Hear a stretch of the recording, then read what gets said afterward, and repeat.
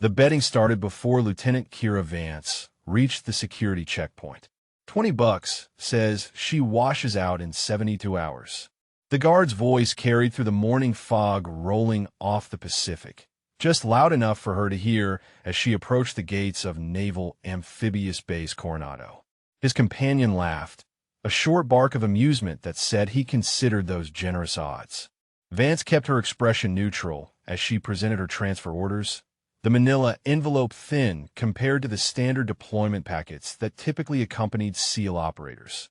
The guard took longer than necessary examining the documents, his eyes moving from the sparse text to her face and back again, doubt etched in the lines around his mouth. "Where's the rest of it?" the look said. "Where's your service history, your combat deployments, your verified training records?" She had no answer that would satisfy him. The classified stamp on her orders meant nothing to men who dealt with classified documents daily. What mattered was the absence of substance beneath that stamp, the hollow feeling of credentials that raised more questions than they answered. "Your sponsor officer," the guard finally said, his tone making it clear he was reading from a script rather than making conversation. "Chief Petty Officer Drummond. He'll meet you at Building 7 for intake processing." Vance nodded once and stepped through the gate as it rolled open with mechanical precision. Behind her, she heard the resumed conversation, the guard's voice pitched low but not low enough. "No combatrivens. No deployment markers. Hell, Martinez, I've seen fresh recruits with thicker files." The base stretched before her in the gray morning light, buildings arranged with military efficiency along streets named for naval heroes whose exploits filled textbooks and training manuals. Everywhere she looked, operators moved with the casual confidence of men who had earned their place through documented sacrifice and verified skill. They glanced at her as she passed, their eyes cataloging details with the automatic assessment of warriors who needed to know who stood beside them in crisis. She watched recognition fail to register in their faces, saw the moment they dismissed her as administrative personnel or a visiting analyst, someone who occupied base space without belonging to its essential purpose. Building 7 sat at the complex's heart, a 3-story structure that housed SEAL team operations and training coordination. Vance climbed the concrete steps and pushed through double doors into a reception area where 3 operators sat reviewing tactical maps spread across a conference table. Their conversation stopped mid-sentence as she entered. The youngest one, a petty officer whose name tape read Kowalski, recovered first. "Can we help you?" His question carrying the automatic courtesy of military protocol, layered over obvious confusion about why a stranger had walked into their operational space. "I'm looking for Chief Drummond," Vance said. "Transfer orders, intake processing." The 3 men exchanged glances, an entire conversation passing in that moment of eye contact. The oldest operator, a weathered Master Chief whose chest carried enough ribbons to require 2 rows, leaned back in his chair and crossed his arms. "Drummond's upstairs. 2nd floor, 3rd office on the right." His tone added an unspoken addendum about what she would find there, a warning wrapped in professional courtesy. Before we dive into the story, drop a comment and let us know what state you're watching from. Maybe you've got military bases near you, or you know someone who served with honor. Vance took the stairs 2 at a time, her boots silent on the industrial carpet that muffled sound throughout the building. The 2nd floor hallway stretched empty, except for morning light slanting through windows that overlooked the training facilities. Through the glass, she could see operators running obstacle courses, their movements economical and purposeful even in routine exercise. Beyond them, the rifle ranges where the real assessments happened, where paper credentials meant nothing compared to actual performance under pressure. The 3rd office door stood open. Chief Petty Officer Drummond sat behind a desk, examining a folder that Vance recognized as her transfer packet. He was mid-40s, with the solid build of a man who maintained operator fitness through discipline rather than youth. His eyes moved across the documents with the careful attention of someone conducting an investigation rather than processing paperwork. He didn't look up when she stopped in the doorway. "Lieutenant Vance," he said, his voice carrying the flat effect of professional skepticism. You understand, this is Naval Special Warfare Group 1. We run SEAL team operations. Our washout rate for fully credentialed operators is 68%. His eyes lifted then, meeting hers with a directness that demanded acknowledgement. For operators with verified combat experience and complete service histories. Yes, Chief, Vance replied. Drummond set the folder down and leaned forward, his fingers steepled in front of him. I've been doing this job for 11 years. I processed transfers from every special operations unit in the Department of Defense. Green Berets, Rangers, Delta, Marine Raiders, Air Force Special Tactics. Every single one came with documentation that told me who they were, what they'd done, where they trained. His pause carried more weight than emphasis. Your file raises questions I can't answer, Lieutenant. I understand, Chief. Do you? Drummond's tone sharpened slightly. Because understanding means recognizing that the men you'll train with, potentially deploy with, need to trust that you can handle yourself when everything goes wrong. Trust isn't built on classified stamps and redacted service records. It's built on demonstrated capability and verified performance. Vance held his gaze, saying nothing. She had learned long ago that some arguments couldn't be won with words, that certain doubts could only be addressed through action that spoke louder than any explanation. Drummond studied her for another 10 seconds, then pulled a training schedule from his desk drawer. You'll start with standard qualifications.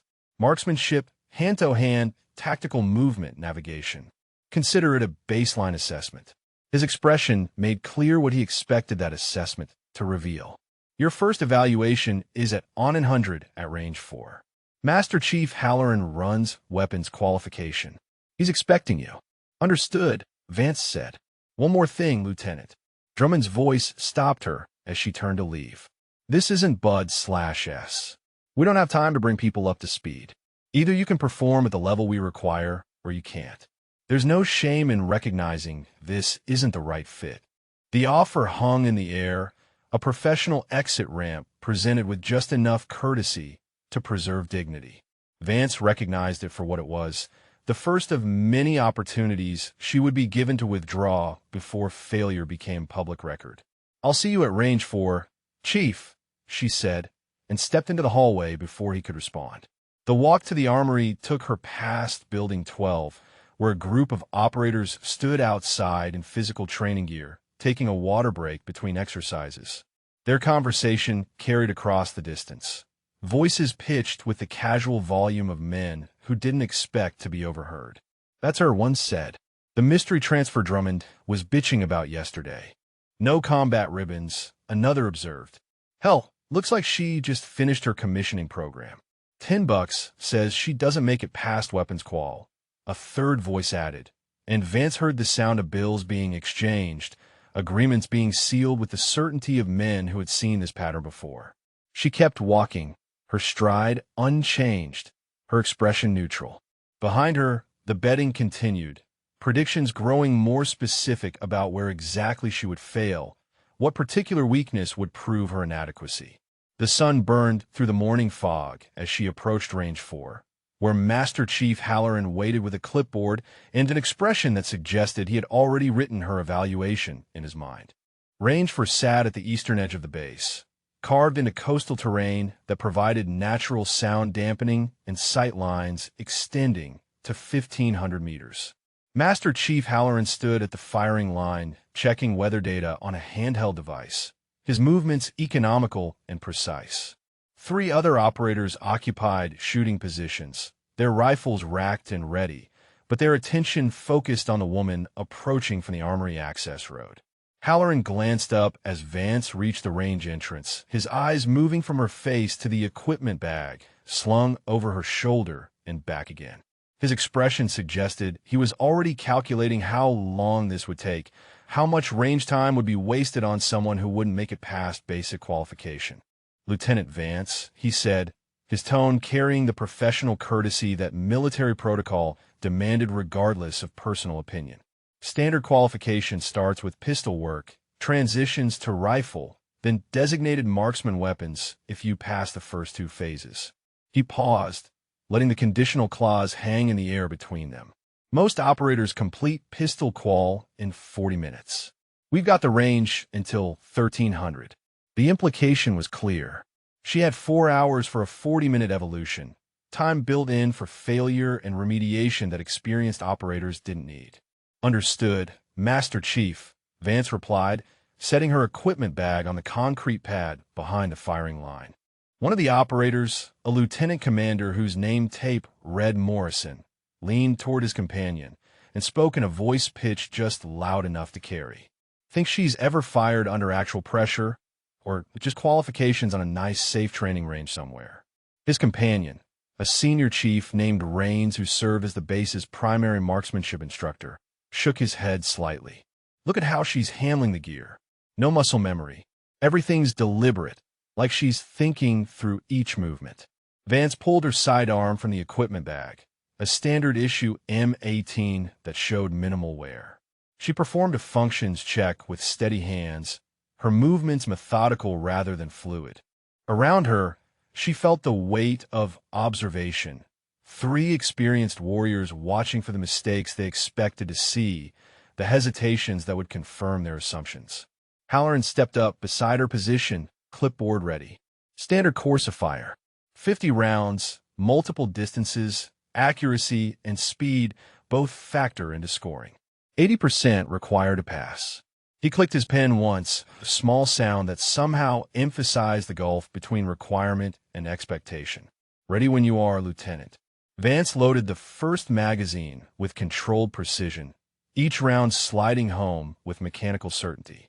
She stepped to the line, her stance wider than standard doctrine called for, her grip modified in ways that would draw immediate criticism from instructors trained in conventional methods. Behind her, she heard Morrison's quiet comment. That stance is all wrong. What the hell did they teach her? Halloran raised the range flag, signaling hot status. On your command, Lieutenant. Vance's first shot surprised her observers not through accuracy, but through the unconventional method that produced it. She fired from a compressed, ready position that seemed to violate every principle of modern marksmanship doctrine, her body alignment creating angles that should have destroyed accuracy. The round struck center mass on the target 15 meters downrange. The second shot followed 0.4 seconds later. Same result. Then the third, fourth, fifth in rapid succession, each round finding the critical zone with mechanical precision that seemed disconnected from the unorthodox technique producing it. What the hell? Rains muttered, his eyes moving from the target display screen to Vance's shooting position and back again. That shouldn't work. The biomechanics are all wrong. Morrison said nothing, but his arms uncrossed slowly as Vance transitioned to the 25-meter line and continued the evolution. Her reload was smooth but not fast, her movements careful rather than instinctive, yet the rounds continued finding their marks with consistency that contradicted every visual indicator of inadequate training. Halloran's pen moved across his clipboard, recording times and scores that didn't match the performance he had expected to document. His expression remained neutral, professional assessment, masking the questions forming behind his eyes about how someone with no verified training history could shoot with this level of precision using techniques that violated established doctrine. The pistol qualification took 38 minutes. Vance's final score was 92%, well above the passing threshold, but not exceptional by SEAL standards. What was exceptional?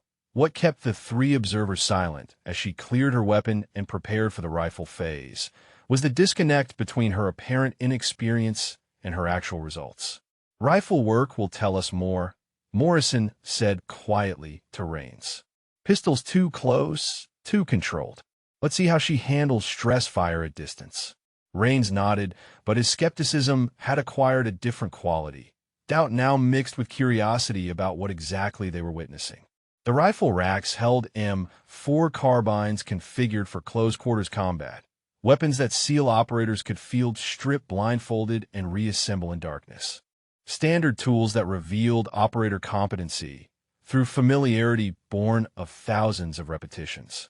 Vance selected a weapon and performed another functions check, her hands moving across the rifle with the same deliberate care she had shown with the pistol. No casual confidence, No muscle memory shortcuts, just careful verification of mechanical function. Jesus, Morrison breathed. She handles it like she's never seen one before. Halloran stepped forward, his professional obligation to ensure safety overriding his curiosity about her background. Lieutenant, standard engagement drills. Multiple targets, varied distances, shoot-move communications. You'll work through 5 scenarios.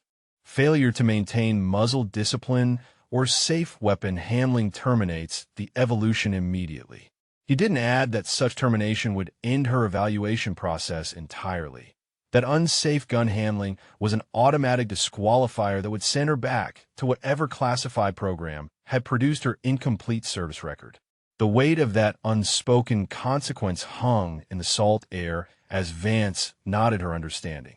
The first scenario placed targets at 50, 75, and 100 meters, requiring engagement while moving between covered positions. Standard work for SEAL operators, the kind of drill that separated warriors from administrators who happened to wear uniforms. Halloran keyed his radio. Range is hot. Scenario Alpha 1, execute on beep. The electronic tone sounded across Range 4. Vance moved. What happened next would be discussed in the SEAL team ready room for the next 6 hours, analyzed and debated by operators whose entire professional identity centered on tactical movement and marksmanship. Vance's rifle technique was as unorthodox as her pistol work, her shooting positions creating angles that should have been unstable, her transitions between targets following paths that violated every doctrine manual used in modern warfare training. Yet every round found its mark. Not most rounds, not acceptable percentages, but every single shot placed with precision that seemed divorced from the chaotic method producing it. She moved like someone inventing tactics in real time, discovering through pure instinct what years of doctrinal training usually taught through repetition and correction. Morrison stopped commenting. He stood with his arms at his sides, watching with the intensity of a man witnessing something that contradicted his understanding of how skill development worked. Rains pulled out his own phone and started recording, knowing that no one would believe his description of what he was seeing without visual evidence. Halloran's pen had stopped moving on his clipboard. He watched Vance complete the 5th scenario, her breath controlled despite the physical exertion, her weapon handling remaining precise even as fatigue should have introduced errors. When she cleared the rifle and stepped back from the line, he looked down at his scoring sheet and saw numbers that told him absolutely nothing useful about who this woman was or how she had acquired capabilities that seemed to exist independent of conventional training. 94%, he said, his voice carefully neutral.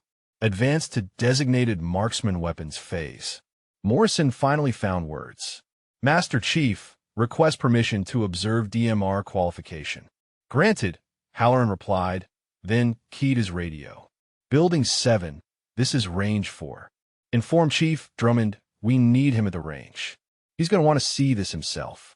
Chief Drummond arrived at range for 18 minutes later, his stride purposeful as he crossed the access road and climbed the observation platform where Halloran stood reviewing the morning scores.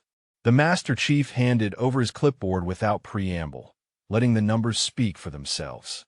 Drummond's eyes scanned the columns, his expression shifting from professional skepticism to focused attention. 92 on pistol, 94 on rifle.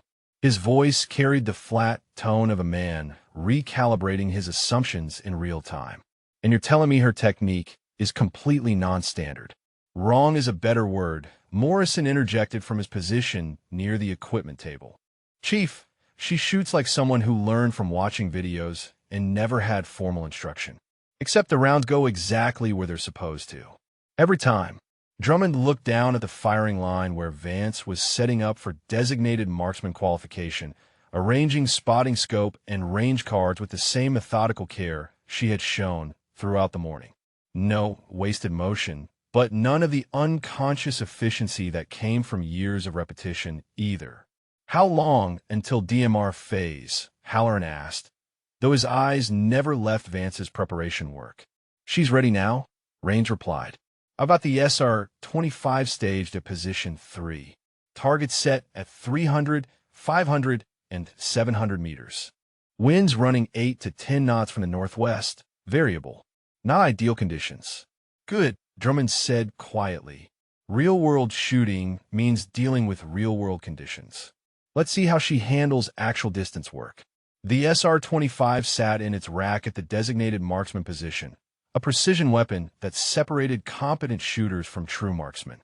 Vance approached the rifle with the same careful attention she had given the previous weapons, performing her functions check with deliberate thoroughness that made experienced operators shift uncomfortably.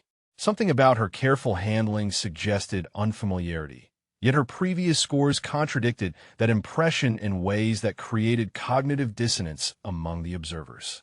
Standard engagement profile, Halloran called down from the platform.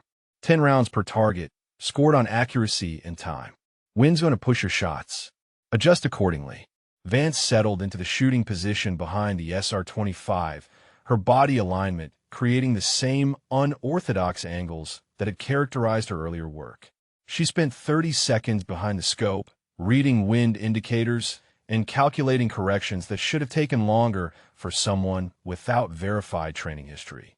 On the observation platform, Drummond spoke quietly to Morrison. "What's your assessment, Lieutenant Commander?" "Professional opinion." Morrison watched Vance make minute adjustments to her scope elevation. "Honestly, Chief, I don't know what I'm watching. Everything about her presentation says inexperienced operator, but her performance contradicts that at every point. It's like she's never been formally trained, but somehow knows exactly what to do anyway. That's not how skill development works," Rains added. "You don't just intuitively know complex weapon systems. Someone taught her. We're just not seeing the fingerprints of that instruction." Below them, Vance chambered her first round and settled her breathing. The wind indicators along the range showed inconsistent patterns, coastal gusts that would challenge even experienced designated marksmen. The 300-meter target waited in the morning haze, a silhouette that required precise hold and timing to engage successfully in these conditions. Her first shot broke with a clean trigger press that Halloran could observe even from the elevated platform. The round struck high and right of center mass, a clear indication of wind miscalculation that every observer expected from someone with her apparent experience level. But her second shot, fired 4 seconds later, struck dead center. The third followed 3 seconds after that. Same result. She had calculated the wind correction not through trained methodology, but through some instinctive adjustment that bypassed conventional learning progression. "How?" Morrison said, the single word carrying the weight of professional confusion. "How does someone make that correction without the training foundation to understand what they're correcting for?" Nobody answered him. They watched Vance work through the 300-meter target with mechanical precision, each round finding the critical zone after that initial ranging shot. Her shooting rhythm was irregular, not the steady cadence that instructors drilled into students, but a more organic timing that seemed responsive to wind shifts and environmental changes. Moving to 500 meters, Halloran announced over the range speakers, his voice professionally neutral despite the questions accumulating behind his careful tone. The 500-meter target represented a significant increase in difficulty, requiring exact range calculation and wind compensation that couldn't be intuited without substantial experience. Vance adjusted her scope and studied the target through her optic, her observation period longer this time as she processed the increased complexity. "She's going to struggle here," Rains predicted quietly. 500 in variable wind separate hobbyists from professionals. This is where we'll see her actual capability level. Vance's first shot at 500 meters struck low and left, a miss that drew immediate knowing looks from the observers. The second shot hit the target's shoulder area, technically a hit, but far from the precision her previous work had demonstrated. For 5 full seconds, she remained motionless behind the rifle, making no adjustments, simply observing. Then she fired again. Center mass. The next shot followed 6 seconds later. Same result. She had found whatever internal calculation method she used, adjusted for the increased distance and complex wind patterns, and proceeded to engage the target with accuracy that made Drummond's pen hesitate over his clipboard. "This isn't right," Morrison said, his voice carrying frustration born of watching something that violated his understanding of marksmanship development. You can't just figure out long-range shooting through trial and error. The physics are too complex, the variables too numerous, and yet they watched her do exactly that, working through the 500-meter evolution with growing consistency that suggested she was learning and adapting in real time rather than applying previously acquired skills. It was the shooting equivalent of watching someone solve calculus problems through pure intuition rather than mathematical training. 700 meters, Halloran announced. Final phase. The 700-meter targets sat at the extreme edge of Range 4's capacity, small silhouettes that required perfect technique and environmental reading. Experienced SEAL snipers approached this distance with respect earned through understanding its difficulty. Vance settled behind her rifle and began her observation, the wind indicators showing patterns that shifted and changed with coastal unpredictability. $10 says she doesn't hit the target at all, a voice said from behind the observation platform. Vance turned slightly and saw 2 more operators had arrived, drawn by words spreading through the base about the unusual evolution happening at Range 4. She's been lucky so far, but 700 in this wind is different. 20 says she hits it once, his companion replied. Maybe twice if the wind settles. But no way she maintains the accuracy we've seen at closer range. Drummond heard the betting, but said nothing, his attention fixed on Vance's position as she made final adjustments to her scope. Around them, the observation platform had gained 4 more spectators, operators who had interrupted their morning routines to witness whatever was happening at the range that had Master Chief Halloran calling for the chief to come observe. Vance fired her first shot at 700 meters. Mississippi. The second shot hit low on the target frame, technically scoring, but barely. The observers nodded to each other, confirmation arriving that distance and wind had finally revealed the limits of whatever unusual capability had carried her through the earlier phases. Then she fired again. Center mass. The watching operators went quiet. Another shot for seconds later. Center mass. She proceeded to engage the 700-meter target with precision that seemed impossible given her apparent experience level, her unorthodox technique, and the challenging environmental conditions that should have defeated someone without years of verified training. Halloran's clipboard dropped to his side. He looked at Drummond with an expression that asked questions he didn't have language to articulate. The chief's face showed the careful neutrality of a man whose certainties had just been challenged by evidence he couldn't dismiss or explain. On the firing line, Vance cleared her rifle and stood, her movements economical as she prepared the weapon for return to the armory. Above her, 12 SEALs stood in silence, watching a woman who shouldn't exist according to everything their training and experience told them about skill development and operational competency. Drummond descended from the platform and approached Vance as she secured the SR-25 in its rack. Lieutenant. His voice carried the professional courtesy that preceded difficult questions. That was exceptional shooting. Where exactly did you train? Vance met Drummond's question with the same measured silence she had maintained since arriving at the base. The chief waited, giving her space to answer, his expression professionally neutral, but his eyes carrying the weight of genuine curiosity mixed with operational concern. Around them, the gathered operators watched the exchange with attention that went beyond casual interest. I trained where I was assigned. Chief, Vance finally replied, her voice carrying the flat tone of someone who knew their answer would satisfy no one. Drummond's jaw tightened almost imperceptibly. That's not an answer, Lieutenant. Every operator at this base can tell you exactly where they learned to shoot, who their instructors were, what methodologies they were taught. You just demonstrated precision marksmanship using techniques I've never seen in 23 years of naval service. Someone taught you those techniques. Yes, Chief, Vance acknowledged, offering nothing further. The silence stretched between them for 5 seconds that felt longer under the observation of a dozen witnesses. Drummond recognized the pattern, had seen it before in operators who carried classifications that superseded normal military courtesy. But those operators had always come with documentation that explained the gaps, official channels that vouched for capability, even when specifics remained restricted. Vance had none of that, just orders that raised questions and performance that contradicted her apparent inexperience. "Report to Building 12 at 1400, Drummond said finally. "Hand-to-hand combat assessment with Master Chief Petty Officer Reese. He runs close-quarters combat training." His tone carried an unspoken addendum about what that assessment would reveal, another opportunity for the cracks in her facade to show under different kinds of pressure.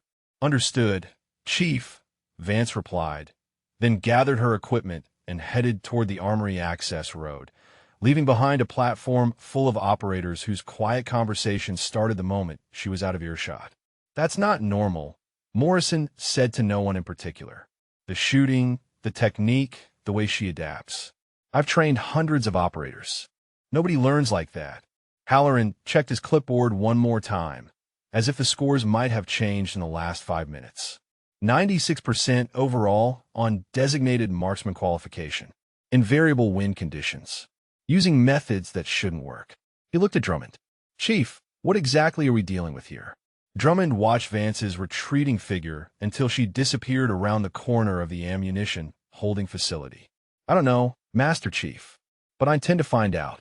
He pulled his phone from his pocket and scrolled through contacts, finding the number for Naval Special Warfare Command. "Someone at Group knows more than they're telling us. Time to ask better questions."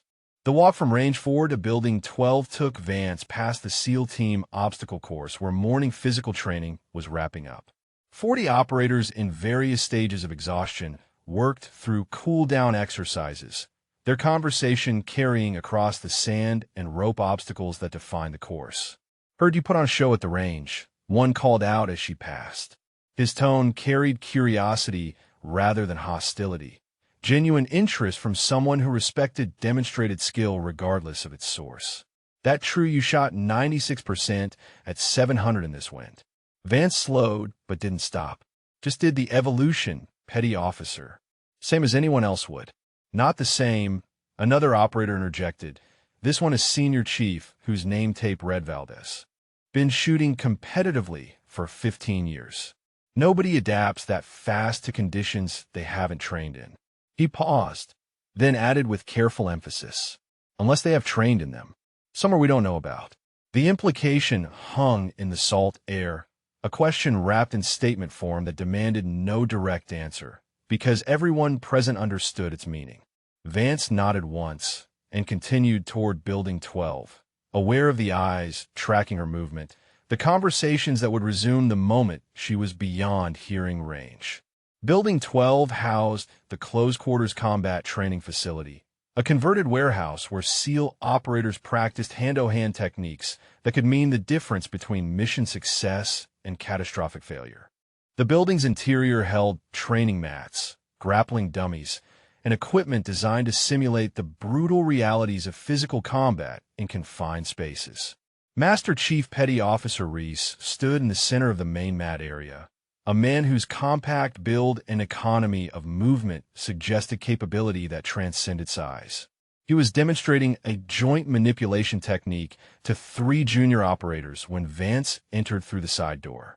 His eyes tracked her entrance without interrupting his instruction, finishing the demonstration before dismissing his students with a gesture. "Lieutenant Vance," he said as she approached, his tone carrying none of the skepticism she had encountered from other instructors. "Heard interesting things about your performance at the range this morning. Different techniques, but effective results." His slight smile suggested professional appreciation rather than doubt. "Let's see if that pattern continues in hand-to-hand work." Vance set her gear bag against the wall and stepped onto the mat. Reese circled her slowly, his assessment thorough but not unkind, eyes cataloging details about her stance and balance that would inform his evaluation approach. "We'll start basic," he said. "Defensive responses to common attacks. I need to see your reaction time and technical foundation before we progress to complex scenarios." His hands moved as he spoke, demonstrating the attack patterns he would use. "Ready." The next 40 minutes revealed a pattern that would be discussed in the combat training facility for weeks afterward. Vance's defensive techniques were unorthodox to the point of seeming improvised. her responses to Reese's attacks following paths that violated standard defensive doctrine. Yet every response worked, not through conventional leverage and positioning, but through some intuitive understanding of biomechanics that allowed her to redirect force and create control without following prescribed methods. Reese increased the pace, his attacks growing faster and more complex. Vance adapted, her movements acquiring fluidity as she worked through successive repetitions. It was the same pattern the observers at range had witnessed, learning happening in real time rather than application of previously acquired skills. "Stop," Reese finally called, stepping back and raising his hand. He was breathing harder than usual, the exertion of working against someone whose responses couldn't be predicted taking its toll. "Where did you learn to fight, Lieutenant?" "I had instruction," Vance replied, her breathing controlled despite the physical intensity of the last evolution. "From who?" Reese pressed. "Because those aren't military combatives. Not Army, not Marine Corps, not any special operations methodology I recognize.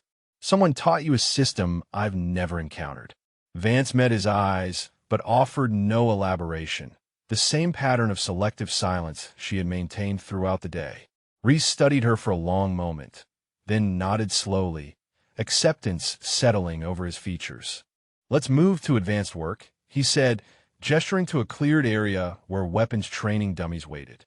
Multiple attackers, confined space, improvised weapons. This is where technique meets chaos, where most people's training breaks down under pressure. The three junior operators Reese had dismissed earlier had remained in the facility, drawn back by words spreading through the building about unusual work happening on the main mat. They positioned themselves along the wall, joined by two more SEALs who had heard the rumors and come to observe. None of them spoke, but their presence added weight to the evaluation, more witnesses to whatever phenomenon Vance represented. Reese set the scenario parameters with efficient brevity. 3 attackers, all armed with training knives. Confined corridor simulation. "You're alone. No backup available. Show me how you handle it." Vance stepped into the designated area, a space 12 feet long and 6 feet wide that simulated shipboard passageways or urban corridors where SEAL teams might operate. Reese positioned 3 training dummies equipped with spring-loaded knife arms that could activate at random intervals, creating unpredictable threat scenarios. "Execute," Reese commanded, activating the system. What happened next silenced the watching operators. Vance moved through the scenario with controlled violence that seemed divorced from conscious thought, her responses to the attacking dummies flowing seamlessly from defense to counterattack. She used the confined space as an asset rather than a limitation, channeling attackers into positions where they interfered with each other while she maintained freedom of movement. Her technique remained unorthodox, still following patterns that defied standard training, but her effectiveness was undeniable. She cleared the scenario in 18 seconds, a time that would have been respectable for experienced operators and was extraordinary for someone with no verified combat training history. Reese deactivated the system and stood motionless for 3 seconds, processing what he had witnessed. The watching operators exchanged glances that communicated shared confusion. Professional warriors confronting performance that existed outside their framework for understanding skill development. "Run it again," Reese said quietly. "This time I'll join the scenario." Live opponent changes the dynamics. Vance reset her position. Reese stepped into the confined space alongside the training dummies, his presence adding human unpredictability to mechanical threat patterns. He gave her no countdown, simply activated the system and attacked simultaneously with the first dummy activation. The second run took 22 seconds. Vance adapted to Reese's presence without apparent difficulty, her responses incorporating the human variable seamlessly into her decision matrix. When it ended, Reese stood at the edge of the mat area breathing hard, a slight smile on his face that communicated professional respect despite the questions accumulating behind his eyes.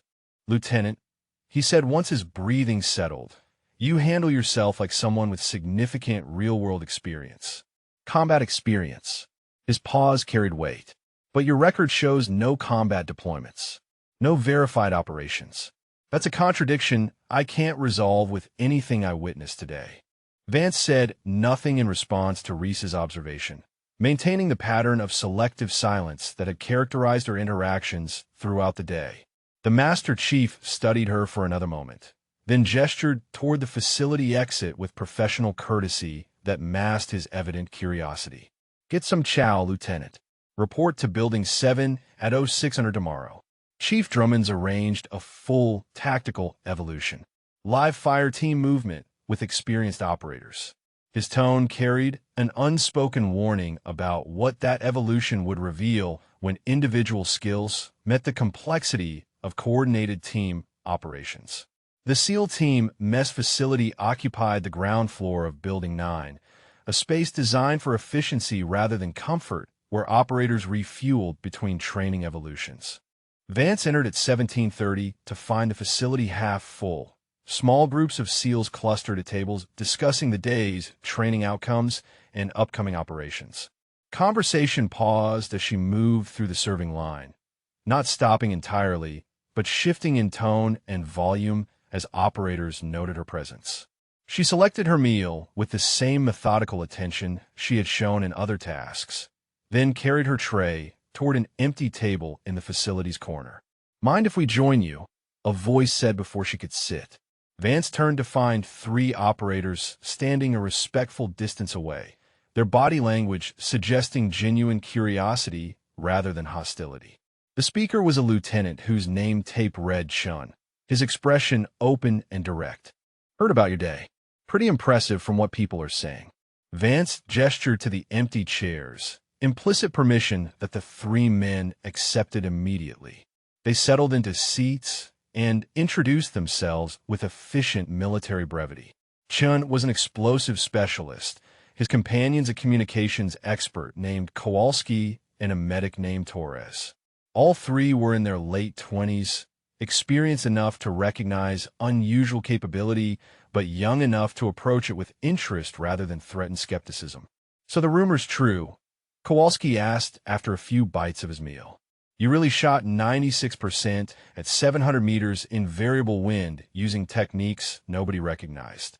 "I completed the qualification evolution," Vance replied, her tone neutral and non-committal. "Come on," Torres interjected with a slight smile. "That's politician speak for yes, but I'm not going to say yes. We're not trying to interrogate you. Just curious about where you learned to shoot like that." Most operators will talk technique for hours given the chance.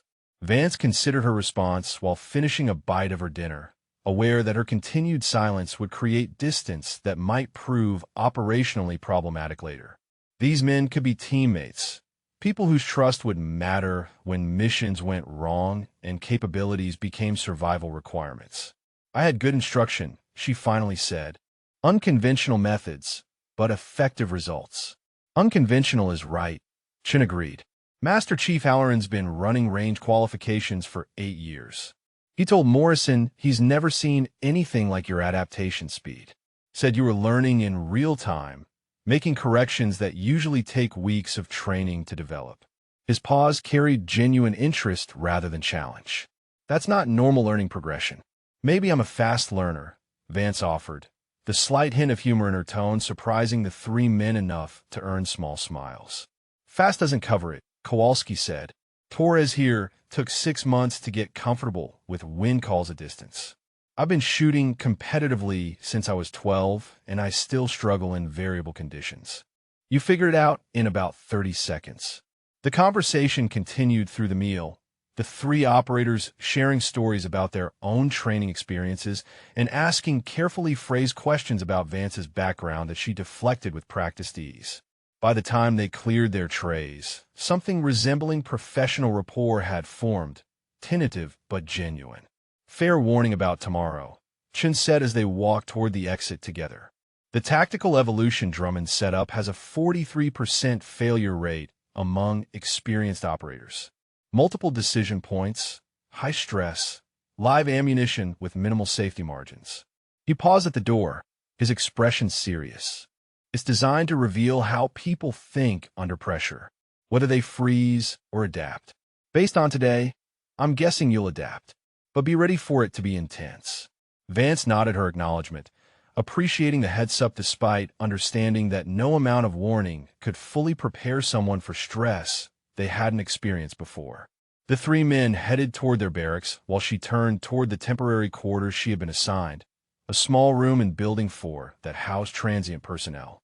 The base settled into evening routine around her as she walked, operators finishing workouts and maintenance tasks, lights coming on in buildings as the Pacific sunset painted the sky in shades of orange and purple.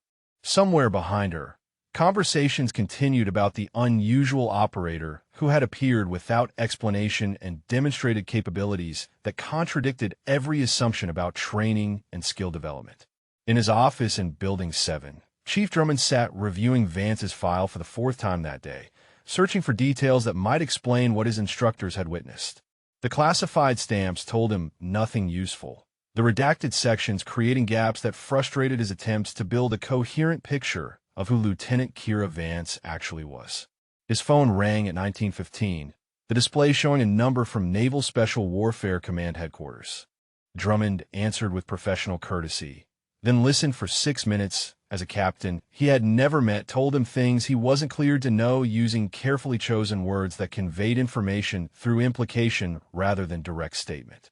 When the call ended, Drummond sat motionless at his desk, processing what he had learned and what he suspected beyond the official statements. The picture forming in his mind was incomplete but troubling. Suggestions of training programs that existed outside normal chains of command, capabilities developed through methods that wouldn't survive official scrutiny. He pulled up the next day's training schedule on his computer and reviewed the tactical evolution he had arranged for Vance's assessment. The scenario was complex, designed to push experienced operators to their decision-making limits through combinations of threat discrimination, time pressure, and ambiguous intelligence. 43% of participants failed to complete the scenario within acceptable parameters, their performance degrading under stress until safety officers terminated the evolution. Drummond made 2 changes to the scenario parameters, increasing difficulty in ways that would force Vance to demonstrate not just technical skill, but tactical judgment under extreme pressure. If she was what he suspected, what the careful implications from Special Warfare Command suggested, she would handle the increased complexity. If she wasn't, the evolution would reveal limitations that individual skill assessments might miss. He saved the modified scenario and shut down his computer, then sat in his darkening office watching the base transition into night operations. Somewhere in the temporary quarters, an operator with no verified history prepared for an assessment that would either confirm extraordinary capability or expose the limits that everyone assumed must exist beneath her performance. The question that kept Drummond in his office past 2000 wasn't whether Vance would pass the tactical evolution. Based on her demonstrated adaptation speed, he suspected she would perform acceptably, if not exceptionally. The question that troubled him was what came after that, when her evaluations were complete and operational assignments began, when the mystery of her background would matter less than her ability to function as part of a team that depended on trust built through shared experience and transparent communication. Could someone with her level of classified separation integrate into a SEAL team whose effectiveness depended on bonds formed through mutual understanding and verified competence? Or would the gaps in her record create fractures that would undermine team cohesion when operations moved from training to actual missions where lives depended on knowing exactly who stood beside you? Drummond locked his office and headed toward his own quarters, the questions following him through the warm evening air. Tomorrow's tactical evolution would answer some of those questions, but he suspected it would raise others, new mysteries emerging from whatever performance Vance would demonstrate when individual capability met the complex realities of team operations under combat stress. At 05:30 the next morning, Vance stood outside Building 7 in full tactical gear, her equipment checked and ready 30 minutes before the scheduled start time. The base was quiet in the pre-dawn darkness, only the essential personnel moving between buildings as the day's training schedule prepared to begin. She wasn't alone in her early arrival. Morrison stood near the building entrance reviewing a tablet that displayed the tactical scenario parameters, his expression thoughtful as he studied approach angles and decision trees. He glanced up as Vance approached, his nod of acknowledgement carrying professional courtesy without warmth. "They modified your scenario," he said without preamble. "Increased the complexity from standard assessment parameters." His pause held weight. "Just so you know what you're walking into. This isn't a confidence builder. It's designed to find your breaking point." "Understood," Vance replied, her tone suggesting she had expected nothing less. Morrison studied her for a moment longer, then returned his attention to the tablet. "You've impressed people with your individual skills. Today we find out if you can think tactically when everything's going wrong and people are depending on your decisions. That's what separates operators from shooters." The observation hung between them as the sky began to lighten in the east, the first hints of dawn touching the Pacific horizon. Around them, the base stirred toward activity, operators emerging from barracks to begin another day of training that would push human capability toward its operational limits and beyond. Chief Drummond emerged from Building 7 at 0545, his tactical gear suggesting he would observe the evolution from inside the scenario rather than from command center. Behind him came Halloran and Reese, both similarly equipped, their presence indicating this assessment carried more weight than standard training evolutions. "Lieutenant Vance," Drummond called out as he approached. "You'll be operating with a 4-person team. Chun, Kowalski, Torres, and yourself. Your role is assistant team leader, responsible for tactical decisions if Chun is compromised. The scenario involves urban terrain, multiple threat actors, ambiguous rules of engagement, and time-critical objectives." He paused, letting the parameters settle before continuing. "Standard protocol allows team leaders 48 hours to prepare with their teams before execution. You have 30 minutes. The modification was deliberate, removing the preparation buffer that normally gave teams time to develop communication patterns and contingency plans." Vance's expression didn't change, but Morrison, who had positioned himself near the briefing area, noticed the slight tension in her shoulders that suggested recognition of the disadvantage she had just been assigned. 30 minutes to build team cohesion and tactical understanding with operators she had shared one meal with, then execute a scenario that challenged experienced teams who had worked together for months. Chun, Kowalski, and Torres arrived at Alpha 50, their gear ready, but their faces showing surprise at seeing Vance and tactical equipment. Chen's eyes moved from her to Drummond and back. Professional assessment, calculating the implications of an unknown operator being inserted into his team for a high-difficulty evolution. 30 minutes for team brief, Drummond told them. Scenario parameters are loaded on the tablets in Conference Room 2. Execute at 0630. He gestured toward the building entrance, then added with deliberate emphasis. This scenario has real consequences. Failure means remedial training for the entire team. Success means operational status. The 4 operators moved into Building 7 and found Conference Room 2, a small space equipped with displays showing the urban terrain mock-up they would navigate. Chun pulled up the scenario details on the main screen while the others gathered around the table. "Jesus," Kowalski muttered as he read through the parameters. 3 separate objectives, limited ammunition, friendly forces in the area we can engage, and a 40-minute time limit. This is set up for failure. Chen's jaw tightened as he studied the terrain layout. Standard approach would be split-team tactics, 2-person elements moving on parallel routes. But that requires communication protocols we haven't established and trust in capabilities we haven't verified. His eyes moved to Vance, the unspoken concern evident in his expression. "What's your actual experience level?" Torres asked Vance directly. "Not what's in your file, what you've actually done. Because if we're going into this scenario, we need to know if you can handle your sector without constant oversight." Vance met his gaze steadily. "I can handle whatever sector you assign me. You have my word on that." "Words don't mean much in live fire," Torres replied, his tone not hostile but certainly skeptical. "Morrison told me your shooting scores were impressive, but your technique is unorthodox. Unorthodox gets people killed, when team members can't predict your actions. Then watch me during the evolution, Vance said quietly. Judge me on performance, not on what you expect based on conventional training patterns. Chen interrupted before Torres could respond. We don't have time for this debate. Here's how we're running it. Torres, your primary medic, stay with me on the main approach. Kowalski, communications, and tech, you're covering our 6 and maintaining command contact.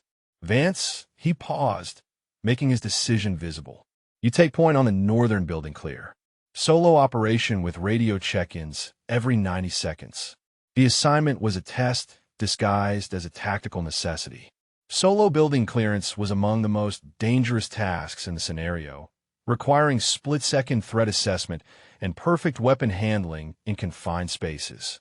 Experienced operators approached it with respect earned through understanding its lethality.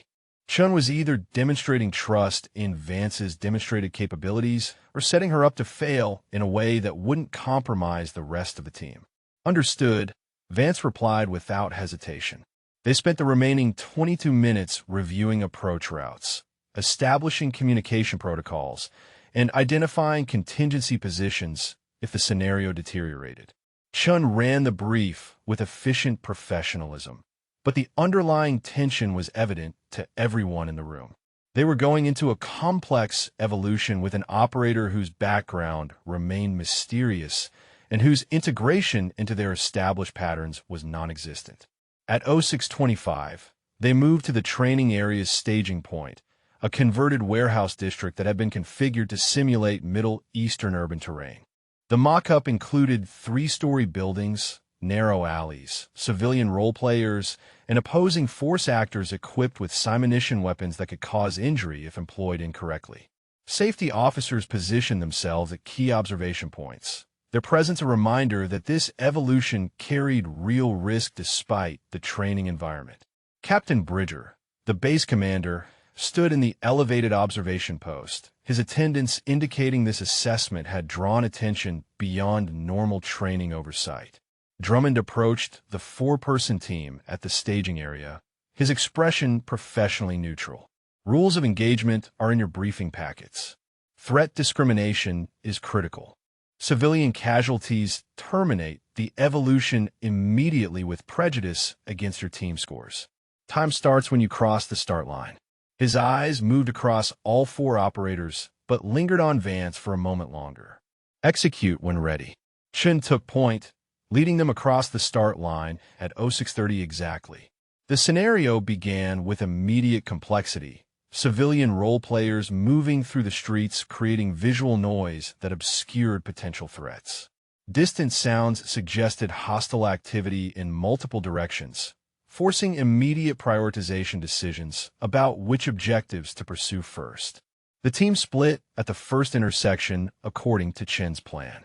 Torres and Kowalski moved with him toward the primary objective building, while Vance broke north toward the structure she had been assigned to clear solo. Her radio earpiece carried Chen's steady voice calling movement updates, maintaining team awareness despite their physical separation. Vance approached her target building using angles that provided minimal exposure to potential overwatch positions.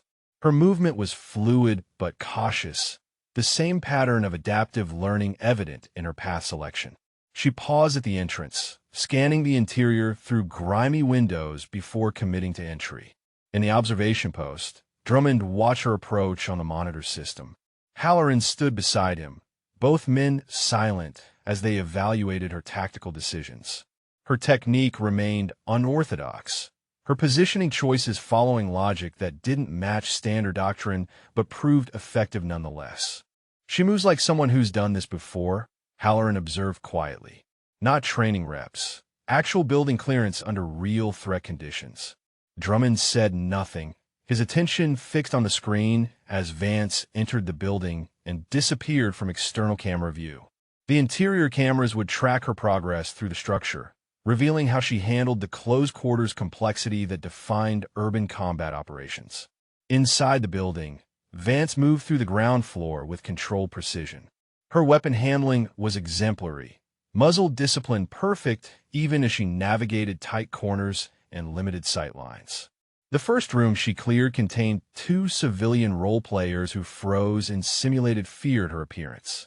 She identified them as non-combatants in under 2 seconds and moved past without incident.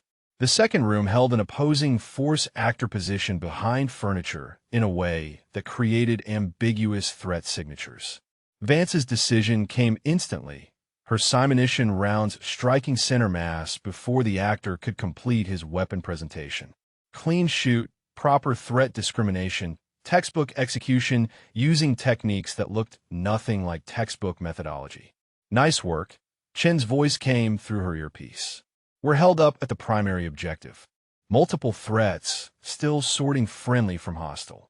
How's your sector? Ground floor clear, Vance replied. Moving to second level. 2 mics. She ascended the stairwell with weapon ready, her attention divided between the ascending pathway and potential threats from the second floor landing. A civilian role player appeared at the top of the stairs in a pattern designed to create startling confusion that might trigger improper engagement. Vance held fire, identifying the non-combatant despite the sudden appearance that had caused failures in previous teams running the scenario. Bridger leaned forward in the observation post, his interest clearly engaged by what he was witnessing. Who is she? He asked Drummond quietly. The chief's response was careful, words chosen to convey information without violating classification restrictions he suspected but couldn't verify. Someone with training we don't fully understand, sir, but the results speak for themselves. On screen, Vance cleared the second floor with methodical efficiency, engaging 2 opposing force actors and avoiding 3 civilian role players in a compressed time frame that left little margin for error. Her movement through the space showed tactical awareness that seemed instinctive rather than trained, responses flowing from some internal decision matrix that bypassed conscious analysis. Third floor, she reported over radio. Multiple rooms, checking now. The third floor held the scenario's design failure point, a complex situation involving 3 opposing force actors positioned among 4 civilians in a tight space that made clean engagement nearly impossible. Previous teams had either failed to properly clear the floor or had engaged civilians in their attempts to neutralize threats. The scenario designers considered successful completion of this element to be the exception rather than the expectation. Vance entered the main third-floor room and assessed the situation in the 3 seconds before actors began their scripted movements. Her response surprised every observer in the command post. Rather than engaging immediately, she used verbal commands to separate the civilians from the threats, creating angles of fire that hadn't existed in the initial configuration. Her verbal commands cut through the chaos with unexpected authority. Down, now all civilians on the floor. 3 of the 4 role players dropped immediately, conditioned responses to command presence overriding their scripted hesitation. The 4th froze in confusion, creating a momentary exposure of the opposing force actor position behind him. Vance's first simunition round took that actor in the shoulder, a precision shot through a 6-inch window of opportunity that closed as quickly as it appeared. The second and third actors reacted according to their training, weapons coming up to engage the threat they now recognized. But Vance had already moved, her repositioning creating new angles that the scenario designers hadn't anticipated would be accessible in the time frame available. 2 more shots, both finding their marks before the opposing force could establish effective firing positions. The third floor went quiet except for the heavy breathing of role players processing what had just happened in under 8 seconds. Clean clear, all hostiles neutralized, no civilian casualties despite the compressed engagement space that had defeated previous attempts. In the observation post, the silence lasted 3 full seconds.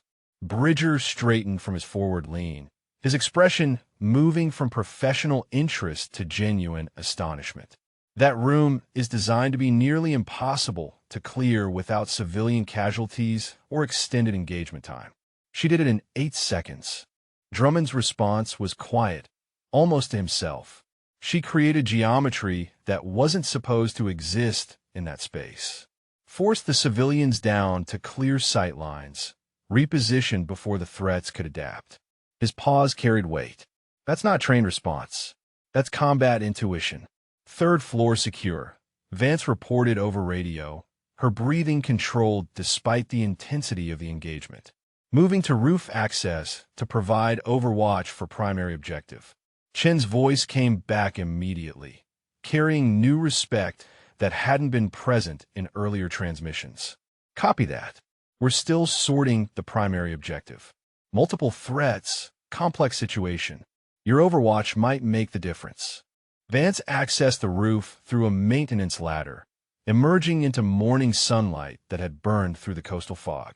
From this elevation, she could observe Chen's team position 3 buildings away, their tactical problem evident even at distance. They were pinned by opposing force actors occupying elevated positions that created crossfire challenges Chen couldn't resolve without accepting casualties. She keyed her radio. I have eyes on your position. Count 4 hostile actors, 2 northwest corner, 2 southeast elevation. They've got interlocking fields of fire covering your approach routes. Can you engage from your position? Chen asked, his tone carrying the weight of a team leader considering options with limited good outcomes. Vance assessed the distance, wind conditions, and engagement angles with practiced efficiency. Range is approximately 400 meters. Variable wind, elevated shooting position creates downward angle complications. Her pause lasted 2 seconds. I can make the shots. In the observation post, Reese moved closer to the display, showing Vance's rooftop position. 400 meters with a standard M4 platform in wind conditions. Elevated position throws off all the normal calculations. He looked at Drummond. Is she serious? Only one way to find out, Drummond replied, his attention fixed on the screen as Vance settled into a shooting position that used the roof's low wall for support. Vance's first shot surprised the opposing force actor on the northwest corner, the simunition round striking his center mass from an angle he hadn't considered possible. The second actor on that position reacted by seeking cover, but Vance had already calculated his likely movement and placed her next round where he would be rather than where he was. Both northwestern threats neutralized in under 5 seconds. The southeast actors recognized the new threat but struggled to locate its source. Their training focused on ground-level engagement rather than elevated crossfire from 400 meters. Vance's third and fourth shots came from a slightly repositioned angle, accounting for the wind shift and the target's partial concealment behind structural elements. 400-meter shots with iron sights in variable wind from an improvised, elevated position. Halloran's voice carried professional amazement. I've watched Olympic-level shooters struggle with easier shots than that. Chen's team moved immediately, exploiting the window Vance had created. They cleared the primary objective building in 90 seconds, encountering only minimal resistance now that the overwatch positions had been eliminated. Torres secured 3 simulated hostages, while Kowalski established communication protocols according to scenario requirements. Primary objective secure, Chen reported, his transmission carrying the energized tone of successful mission completion. All hostages recovered, no friendly casualties. Outstanding shooting, Vance.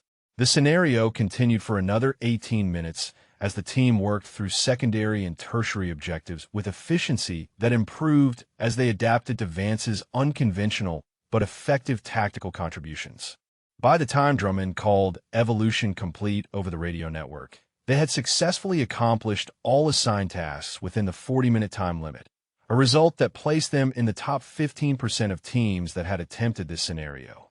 The 4 operators regrouped at the staging area, their tactical gear showing sweat stains and dust from the urban terrain mock-up. Chen approached Vance directly, extending his hand with unambiguous respect. That was exceptional work.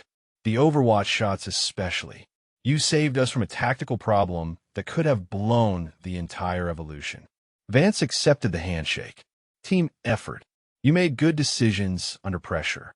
Kowalski and Torres added their own acknowledgments. The earlier skepticism replaced by professional appreciation earned through demonstrated capability under stress. The transformation in team dynamics was evident to everyone present. Doubt converted to trust through shared performance in conditions that revealed true capability. Drummond descended from the observation post and approached the team, his expression carrying professional satisfaction mixed with persistent questions about the operator whose performance continued to exceed reasonable expectations. Excellent work, all of you. Clean execution, solid tactical decisions, effective team coordination despite minimal preparation time. He turned his attention specifically to Vance. Lieutenant, those elevated shots were extraordinary. 400 meters in wind, with a carbine platform from an improvised position. Master Chief Halloran tells me that's Olympic-level precision. Where did you develop that capability?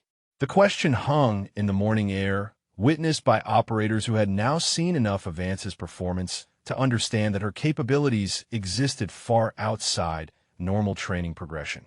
She met Drummond's gaze with the same measured silence that had characterized her previous responses to similar inquiries. I had excellent instruction, Chief, she finally replied.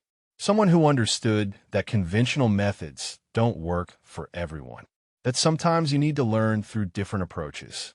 Drummond studied her for a long moment, then nodded slowly. That someone must have been one hell of an instructor. His tone suggested he suspected more than he was saying, implications forming around the edges of his words. Report to my office at 1500. Captain Bridger wants to meet you personally. The morning training cycle continued around them as the team broke up to conduct equipment maintenance and prepare for afternoon evolutions. Vance headed toward the armory to clean her weapons, aware of the eyes tracking her movement, operators pausing their own tasks to observe the woman whose mysterious background had become the base's primary topic of conversation. In Building 7, Bridger remained in the observation post, reviewing recorded footage of the tactical evolution with particular attention to Vance's elevated shooting sequence. He replayed the 4 shots multiple times, studying her positioning, her breathing discipline, her target acquisition speed that seemed almost preternaturally fast. Drummond joined him in the observation room, standing silently while the captain completed his review. Finally, Bridger turned from the screen with an expression that communicated both professional respect and operational concern. I've been commanding SEAL operations for 9 years, Chief. I've seen thousands of operators work through training evolutions. He gestured at the paused footage showing Vance's shooting position. That level of capability doesn't come from standard training pipelines. Someone invested serious time and expertise into developing her skills. Yes, sir, Drummond agreed carefully. Bridger's eyes narrowed slightly. The question is whether that someone was operating within official channels or outside them. Whether Lieutenant Vance represents a legitimate capability enhancement program or something we should be concerned about from a security perspective. The implication was clear. Extraordinary capability without transparent origin created security questions that went beyond simple performance assessment. If Vance's training came from programs operating outside normal oversight, her presence on the base represented potential complications that transcended her individual skills. I'd like your assessment after this afternoon's meeting, Bridger continued. Professional opinion on whether she represents an asset we should integrate into operational teams or a security concern we need to elevate to group command for investigation. Drummond nodded his understanding, recognizing the position Bridger occupied between operational need for capable personnel and security responsibility that required verification of backgrounds and training origins. The afternoon meeting would need to extract more information from Vance than she had been willing to provide so far, answers that would determine her future at the base. At 14:30, Vance stood outside Drummond's office in Building 7, her uniform fresh and her bearing professional despite the morning's physical exertion. Through the closed door, she could hear voices in conversation, Drummond and another person whose tone carried the authority of command. The door opened at precisely 1500.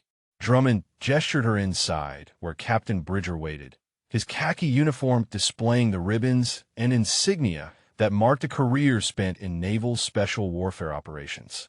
The office felt smaller with 3 people present, the available space creating proximity that made the coming conversation feel more intimate than formal.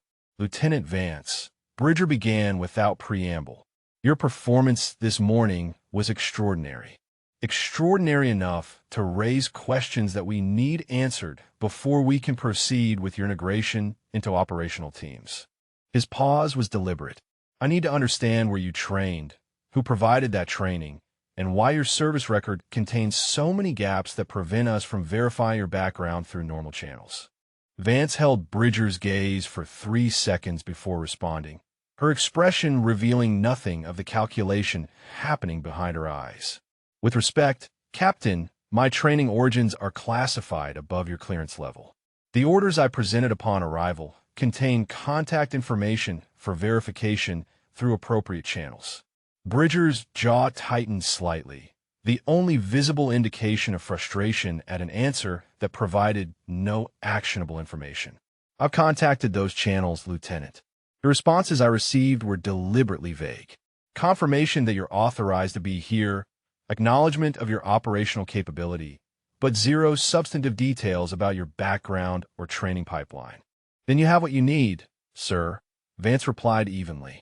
Confirmation of authorization and acknowledgement of capability. What I need, Bridger said, his tone sharpening, is to understand who I'm potentially putting on operational teams where lives depend on trust built through transparent communication and verified competence. Your skills are undeniable. Your background is a complete mystery. Those two facts create friction I can't ignore. Drummond shifted his weight slightly, a subtle movement that drew attention without interrupting the exchange. Captain, if I may. Lieutenant Vance's performance over the past 2 days demonstrates capability that exceeds most operators with years of verified experience. Whatever her training origins, the results speak to effective preparation. Results without context are just data points. Chief, Bridger countered. I need the narrative that connects those points. He turned his attention back to Vance.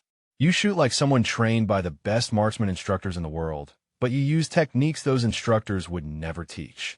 You fight with combat intuition that suggests real operational experience, but your record shows no deployments. You make tactical decisions that work despite violating standard doctrine. His pause carried weight. Someone created you, Lieutenant. I need to know who and why. The silence in the office stretched for 5 seconds.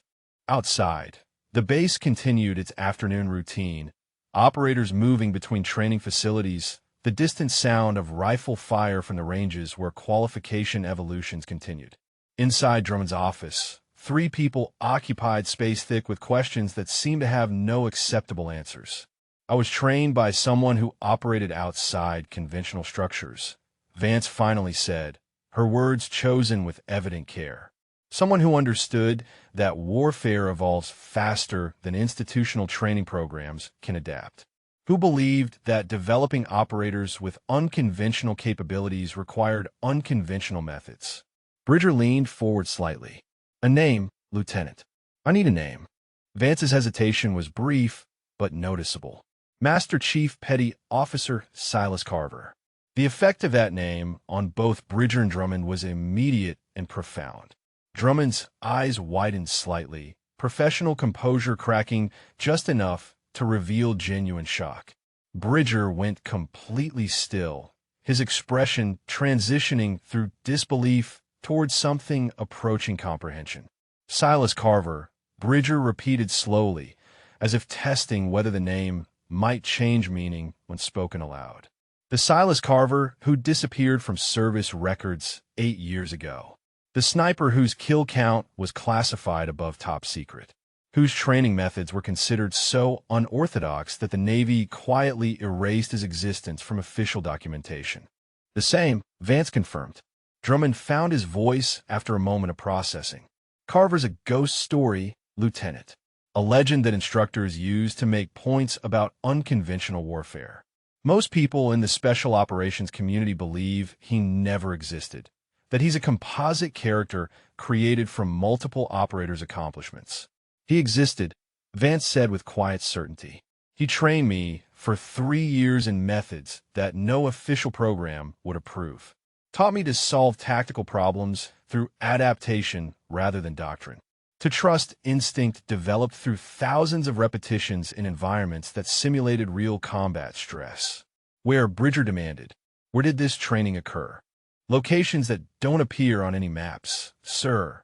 Facilities that exist outside normal command structures. Vance's tone remained respectful but firm. I can't provide specifics without violating security protocols that supersede this conversation. Bridger stood abruptly and walked to the window overlooking the base, his back to Vance and Drummond while he processed revelations that reframed everything he had witnessed over the past 2 days. After 20 seconds, he turned back, his expression showing a man reconciling legend with apparent reality. If Silas Carver actually trained you, if that's true and not an elaborate cover story, then you represent something we've never encountered in operational integration. His voice carried the weight of command decisions forming in real time. You're either the most valuable asset we could add to SEAL team operations or the most dangerous unknown we've allowed inside our security perimeter. I understand your position, sir, Vance replied. I'm prepared to prove my value through continued performance. Performance isn't the issue, Lieutenant. Bridger returned to his seat, his command presence reasserting itself. Trust is the issue. SEAL team operations depend on bonds formed through shared experience and transparent communication. How do we integrate someone whose entire background is classified mystery, whose capabilities come from a ghost everyone assumed was fiction? Drummond cleared his throat, drawing both sets of eyes. Captain, request permission to speak freely. Granted, Chief. We've spent 2 days trying to understand Lieutenant Vance through conventional assessment frameworks. Every evaluation revealed capability that exceeded our expectations while using methods we couldn't explain. Drummond's tone carried conviction built through years of evaluating operators. Maybe the problem isn't her background. Maybe it's our assumption that extraordinary capability requires conventional origins. Bridger studied his chief for a moment before responding. You're suggesting we integrate her despite the gaps in her record. I'm suggesting we recognize that warfare evolves, sir. That maybe the Navy was smart enough 8 years ago to invest in developing capabilities outside traditional structures. That Lieutenant Vance represents what that investment produced. His pause was brief, but meaningful. And that we'd be foolish to reject that capability because it doesn't fit our normal patterns. The office fell silent again as Bridger weighed options that carried implications beyond this single integration decision. Accepting Vance meant acknowledging that classified programs existed outside his awareness, that his command structure had gaps he couldn't control or verify.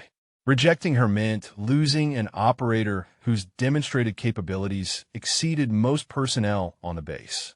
Here's what's going to happen, Bridger finally said, his decision evident in his tone. Lieutenant Vance, you're assigned to Chen's team for a 2-week operational integration period. Full training evolutions, complete team participation, normal operational tempo. Chen and his team will evaluate your performance and your ability to function within their established dynamics. He leaned forward, emphasis clear in his posture. But understand this, Lieutenant. If at any point your classified background creates operational friction, if your mysterious training creates doubt or hesitation in your teammates, this integration ends immediately. I won't compromise team cohesion for individual capability, no matter how extraordinary that capability might be. Understood, sir, Vance replied. Dismissed, Bridger said. Report to Chun at 0600 tomorrow. He'll brief you on the team's training schedule and operational expectations. Vance stood, offered a crisp salute that both officers returned, and exited the office. Her footsteps receded down the hallway, leaving Bridger and Drummond alone in a space that still held the tension of difficult decisions made under imperfect information. Do you believe her? Bridger asked after the door closed. About Carver. Drummond considered the question carefully before responding. I believe someone trained her using methods we don't understand. Whether that someone was actually Silas Carver or whether that name is convenient cover for another classified program, I can't say. His pause carried weight. but I believe her capabilities are real. And I believe she'll either prove herself to Chen's team or reveal whatever limitations she's been able to hide so far. Bridger nodded slowly, accepting the uncertainty that came with command decisions based on incomplete intelligence. Let's hope you're right, Chief. Because if she's what she claims to be, we've just gained an asset unlike anything in the SEAL community. His expression darkened slightly. And if she's not, we've potentially compromised operational security in ways we can't currently assess. The afternoon sun angled through Drummond's office window, creating shadows that stretched across the desk where Vance's SPAR service record sat in its manila folder. Outside, operators continued their training routines, unaware that their community had just accepted into its ranks someone whose existence challenged everything they understood about how warriors were made. Vance walked across the base toward the temporary quarters, processing the meeting's outcome with the same measured assessment she applied to tactical scenarios. 2 weeks to prove integration capability, to demonstrate that her unconventional background could coexist with team dynamics built on conventional trust frameworks. 2 weeks to show that being trained by a ghost didn't make her one herself. She passed Building 12, where evening combative training was beginning, operators pairing up for grappling work that would continue until darkness made outdoor training impractical. Some glanced her direction with recognition, word having spread about the tactical evolution and the extraordinary shooting that had helped Chen's team achieve success rates that placed them among the base's top performers. Tomorrow would bring new challenges, team integration work that tested different capabilities than individual skill assessments. She would need to demonstrate not just that she could perform, but that she could belong, that her mysterious origins wouldn't create the operational friction Bridger feared, that the lessons learned from a man the Navy had tried to erase could serve the institution that had abandoned him. The sun touched the Pacific horizon as she reached her quarters, painting the sky in colors that reminded her of other sunsets, watched from other training grounds and places that officially didn't exist. Places where Silas Carver had molded her capabilities through methods that would never survive official scrutiny, but produced results that spoke for themselves. Chen's team assembled in the pre-dawn darkness outside Building 7, their tactical gear suggesting immediate deployment rather than training evolution. Vance arrived at Alpha 50 to find the 3 operators reviewing mission parameters on a tablet, their body language suggesting this evolution carried more weight than yesterday's scenario work. "Morning, Vance," Chen said as she approached. "Sleep well after your meeting with the captain." "Well enough," she replied, noting the slight emphasis he placed on the word meeting. News traveled fast on military bases, and her session with Bridger had likely become common knowledge within hours. Chen gestured to the tablet display. "We've got a 7 Titwohor field evolution starting today. Full immersion, minimal support infrastructure, scenario designed to test team cohesion under extended stress." His eyes met hers directly. Captain Bridger personally selected this timing. He wants to see how you function when exhaustion and pressure strip away the performance veneer. "Understood," Vance said, recognizing the assessment for what it was. A crucible designed to reveal whether her capabilities held up when comfort and rest were stripped away, when the accumulated stress of days in the field would expose any weaknesses her earlier performances had masked. Torres hefted his medical pack onto his shoulders with practiced efficiency. "Fair warning, this evolution has a 61% completion rate. Most teams break down somewhere in the second day when exhaustion starts affecting decision-making. If we're going to fail, that's when it'll happen. Then we don't fail," Kowalski added, checking his communications equipment with methodical attention. "Simple as that." Drummond emerged from Building 7 carrying a weather report and updated scenario parameters. He approached the team with professional bearing that suggested this deployment carried his personal attention beyond normal supervisory requirements. "Lieutenant Shun, your team is cleared for deployment. Primary objective is reconnaissance and threat assessment in the northern training sector. Secondary objectives will be transmitted during the evolution as situations develop." He turned his attention to the group collectively. This evolution simulates extended operations in hostile territory. No prepared meals, limited resupply opportunities, constant pressure from opposing force. Your performance will determine operational readiness status for upcoming deployments. His eyes moved to Vance briefly before returning to Chun. Execute when ready. The team moved out at 0600, crossing the base perimeter into the northern training sector where 20 square miles of coastal terrain had been configured to simulate operational environments. The morning fog still clung to the landscape, reducing visibility to 30 meters and creating the kind of atmospheric conditions that made navigation and security simultaneously more difficult and more critical. Chun set a demanding pace, pushing through terrain that varied from sandy coastal areas to dense brush that required careful movement to avoid noise discipline violations.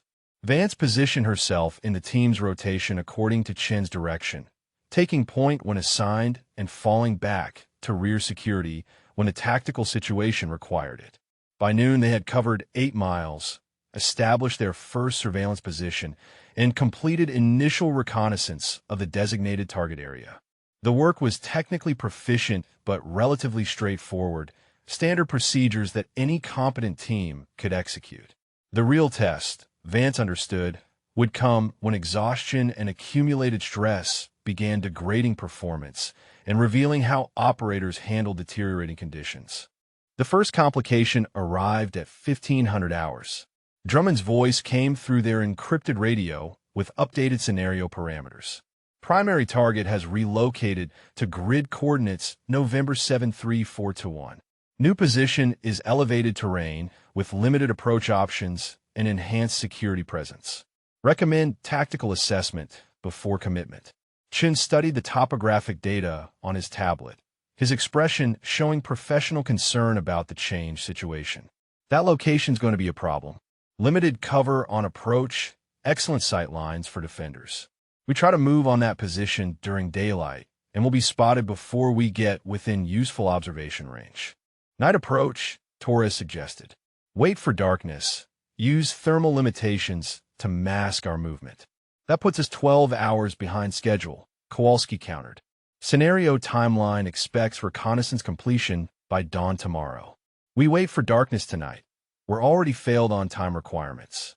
Chin looked at Vance, invitation evident in his expression. You're trained in unconventional approaches. What's your assessment? Vance studied the terrain data with focused attention, her mind processing approach angles and tactical possibilities that conventional doctrine might dismiss. There's a drainage system running along the eastern approach. Too narrow for comfortable movement, but it provides complete concealment for the first 600 meters. Gets us close enough for observation without exposing us to overwatch positions. Chun zoomed in on the drainage system, evaluating her suggestion against his own tactical training. That's barely 3 feet in diameter. We'd be moving single file through confined space with no egress options if things go wrong. Standard protocol says avoid terrain that traps your force without escape routes. Standard protocol also says don't approach defended positions in daylight, Vance replied evenly. Sometimes unconventional terrain provides tactical advantages that offset the risks. The team exchanged glances, silent communication passing between operators who had worked together long enough to read each other's positions without words. Torres spoke first. I'm willing to try it. Better than sitting here waiting for darkness and failing timeline requirements. Kowalski nodded agreement. We trust Chin's tactical calls. If he thinks it's worth the risk, I'm in. Chin studied the terrain data for another 10 seconds before making his decision. We used the drainage approach. Vance, you've got points since this was your idea. If the approach fails, you call it and we extract immediately. No heroics, no pushing bad situations hoping they'll improve. Understood, Vance confirmed. They reached the drainage system entrance at 1600 hours after careful movement through terrain that offered minimal concealment. The concrete culvert opening was exactly as the topographic data suggested, 3 feet in diameter and disappearing into darkness that their night vision equipment could barely penetrate. Water trickled along the bottom, Not enough to create serious obstacles, but sufficient to make movement noisy if not conducted with extreme care. Vance entered first, her weapon compressed close to her body in the confined space. Movement was awkward and slow, each step requiring careful placement to avoid creating sound that might echo through the culvert and alert defensive positions at the far end. Behind her, Chun followed at 10-meter spacing, then Torres and Kowalski. The team stretched single file through confined darkness that violated every instinct about maintaining tactical flexibility. The culvert extended for 400 meters before narrowing even further, a restriction that the topographic data hadn't fully captured. Vance paused, her radio transmission barely above a whisper. Culvert narrows ahead, maybe 2 feet diameter. We'll have to low-crawl the next section. Chin's response came back equally quiet. How long? Approximately 100 meters based on the terrain gradient. Should open up after that. The decision point was clear. Continue through increasingly confined space that offered 0 tactical response options if discovered, or abort the approach and accept timeline failure. Chin's pause lasted 5 seconds before his transmission came through. Continue. But if it gets any tighter, we abort immediately. The next hour tested every operator's tolerance for confined space and vulnerability. They low-crawled through sections where concrete pressed against their backs, and tactical gear scraped against walls with sounds that seemed impossibly loud in the enclosed environment. Vance led them through with patient determination, her movements economical and controlled despite the physical and psychological pressure of the confinement. The culvert finally opened into a larger drainage basin at 1700 hours, emerging into filtered daylight that felt like liberation after the claustrophobic approach.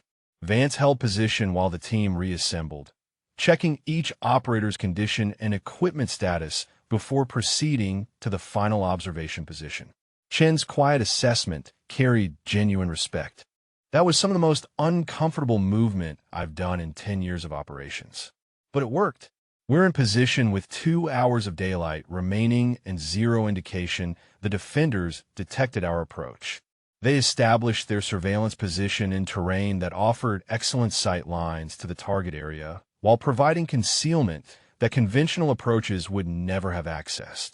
For the next 3 hours, they conducted detailed reconnaissance, documenting defensive positions, security rotations, and vulnerability patterns that would inform any future assault planning. At 2100 hours, Chin transmitted their reconnaissance report to command with professional satisfaction evident in his voice. Primary objective complete. Detailed intelligence package delivered ahead of timeline requirements. Request permission to proceed to secondary objectives. Drummond's response carried an unusual tone, something between professional acknowledgement and personal interest. Outstanding work, team. Captain Bridger reviewed your approach method. He wants a detailed after-action report on the drainage system utilization. That's going in the training manual as an example of unconventional thinking producing conventional success.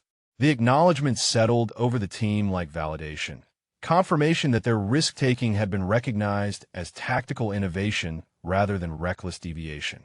Chin looked at Vance with expression that communicated shifted perspective, doubt transforming into trust earned through shared success under genuine pressure. Your call on that approach was solid, he said quietly. Uncomfortable as hell, but tactically sound. That's the kind of thinking that keeps people alive when standard approaches fail. Just trying to solve the problem in front of us, Vance replied, deflecting the praise with characteristic understatement. The knights settled around their position as they prepared for the next phase of the evolution. 48 hours remained before the scenario concluded.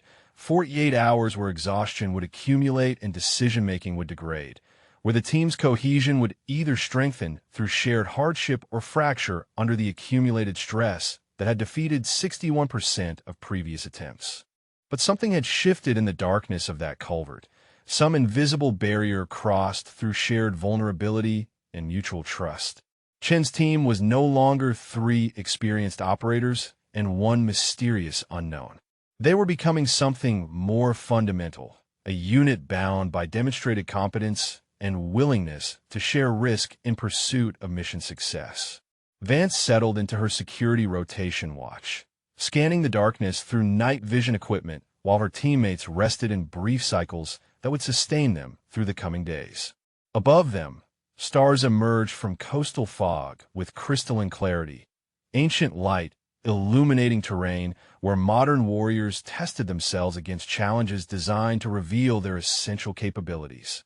Somewhere in Building 7, Drummond and Bridger reviewed the reconnaissance report and approach method documentation that would change how the base trained teams in unconventional tactical thinking.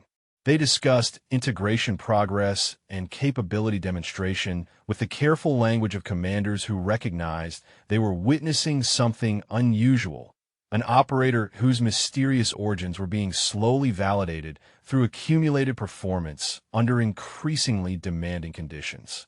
2 weeks had become 2 days, and the question was no longer whether Vance could perform, but whether her presence would elevate the entire team's capability through methods they had never encountered but could learn to value and employ. The second day of the field evolution began at 0430 with emergency scenario transmission that shattered what minimal rest the team had managed. Drummond's voice came through their encrypted communications with urgency that suggested the evolution had shifted from training exercise to something approaching actual operational tempo.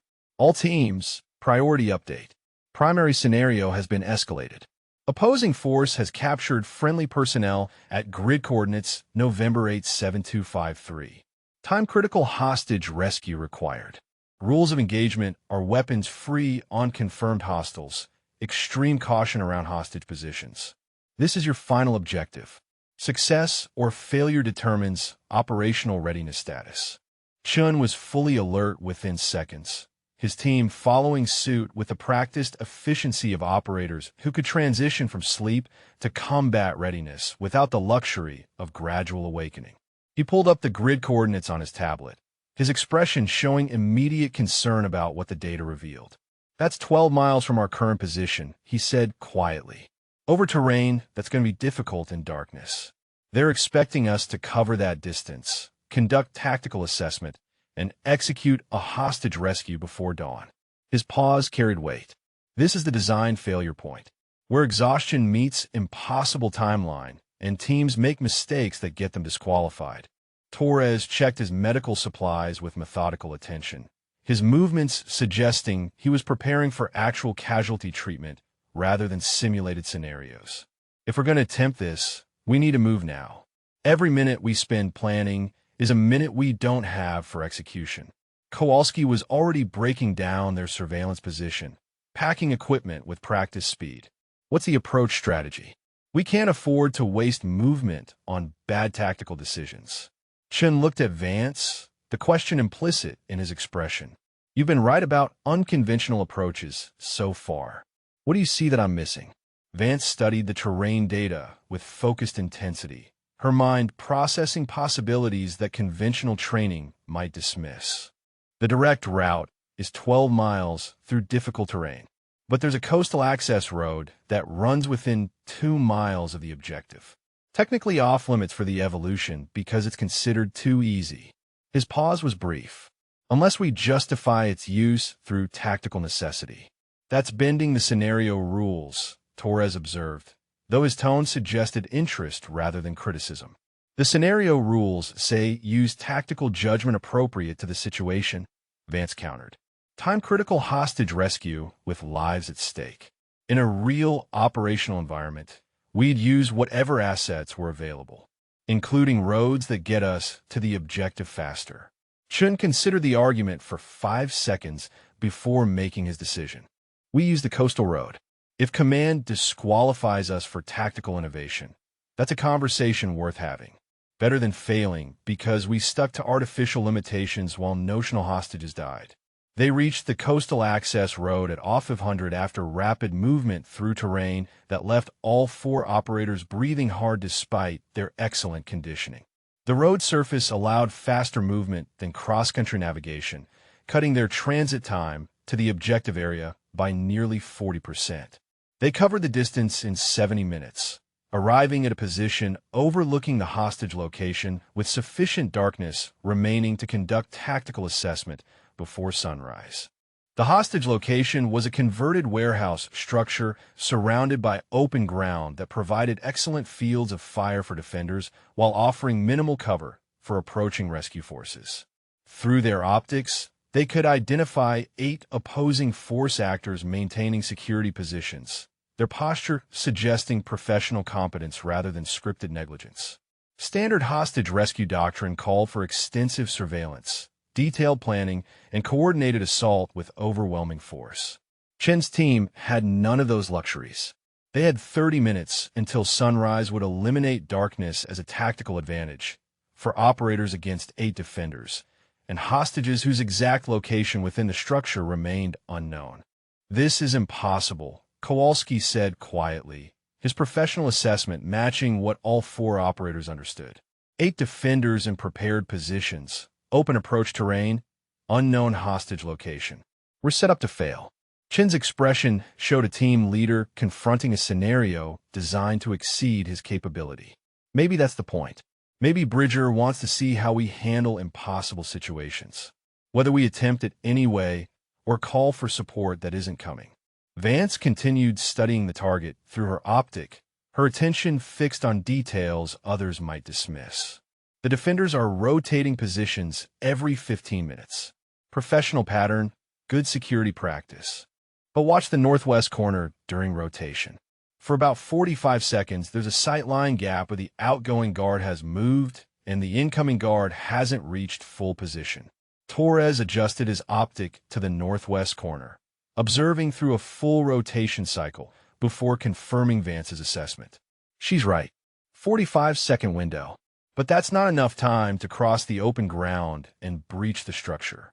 Not enough time for all of us, Vance agreed, but enough time for one person to reach the structure wall and establish a position for covering the rest of the team's approach. You're talking about a solo advance across open ground with 8 hostiles in overwatch positions, Chun said carefully. If you're spotted during that movement, you're completely exposed with 0 support. "Only if I'm spotted," Vance replied. 45 seconds in low light conditions. "I can make it." The team exchanged glances, silent communication passing between operators weighing risk against necessity. Torres spoke first. "Even if you make the wall, you're alone inside a structure with unknown layout and hostile presence. That violates every hostage rescue protocol about maintaining team cohesion. Protocols are written for situations where you have better options," Vance countered. "We don't have better options. We have 30 minutes until this scenario becomes impossible and a team of notional hostages depending on us to solve an unsolvable problem." Chen studied her for a long moment, command decision forming behind his eyes. "If we do this, if I authorize a solo breach and it goes wrong, that's on me. I need to know you can handle what you're proposing." "I can handle it," Vance said with quiet certainty. The next rotation cycle began at 06:15. The team moved into position during the defender's visual focus on the outgoing guard's departure, then waited with weapons ready as the 45-second window approached. Vance controlled her breathing with practiced discipline, preparing her body for explosive movement across terrain that offered no forgiveness for hesitation or error. The outgoing guard cleared the northwest corner. Vance moved. Her sprint across open ground was pure controlled violence, each step placed with precision that minimized sound while maximizing speed. The low light conditions that preceded dawn provided minimal concealment, just enough shadow to blur her outline against terrain features that might mask her movement from defenders whose attention was divided across multiple security sectors. She covered 60 meters in 38 seconds, reaching the warehouse wall with 7 seconds remaining before the incoming guard achieved his position. Her back pressed against concrete, weapon ready, breathing controlled despite the exertion that had carried her across terrain designed to expose approaching threats. In position, she transmitted over radio, her voice barely above a whisper. Chen's response was immediate. "Hold for team advance. We're coming to you." The next 3 minutes were the longest of the evolution. Chun led Torres and Kowalski in a deliberate advance, using terrain features that Vance's position allowed her to cover with precision fire if defenders detected their movement. The defenders' attention remained focused outward, their security pattern professional but predictable, creating gaps that Vance's team exploited with tactical efficiency born of trust developed through shared pressure.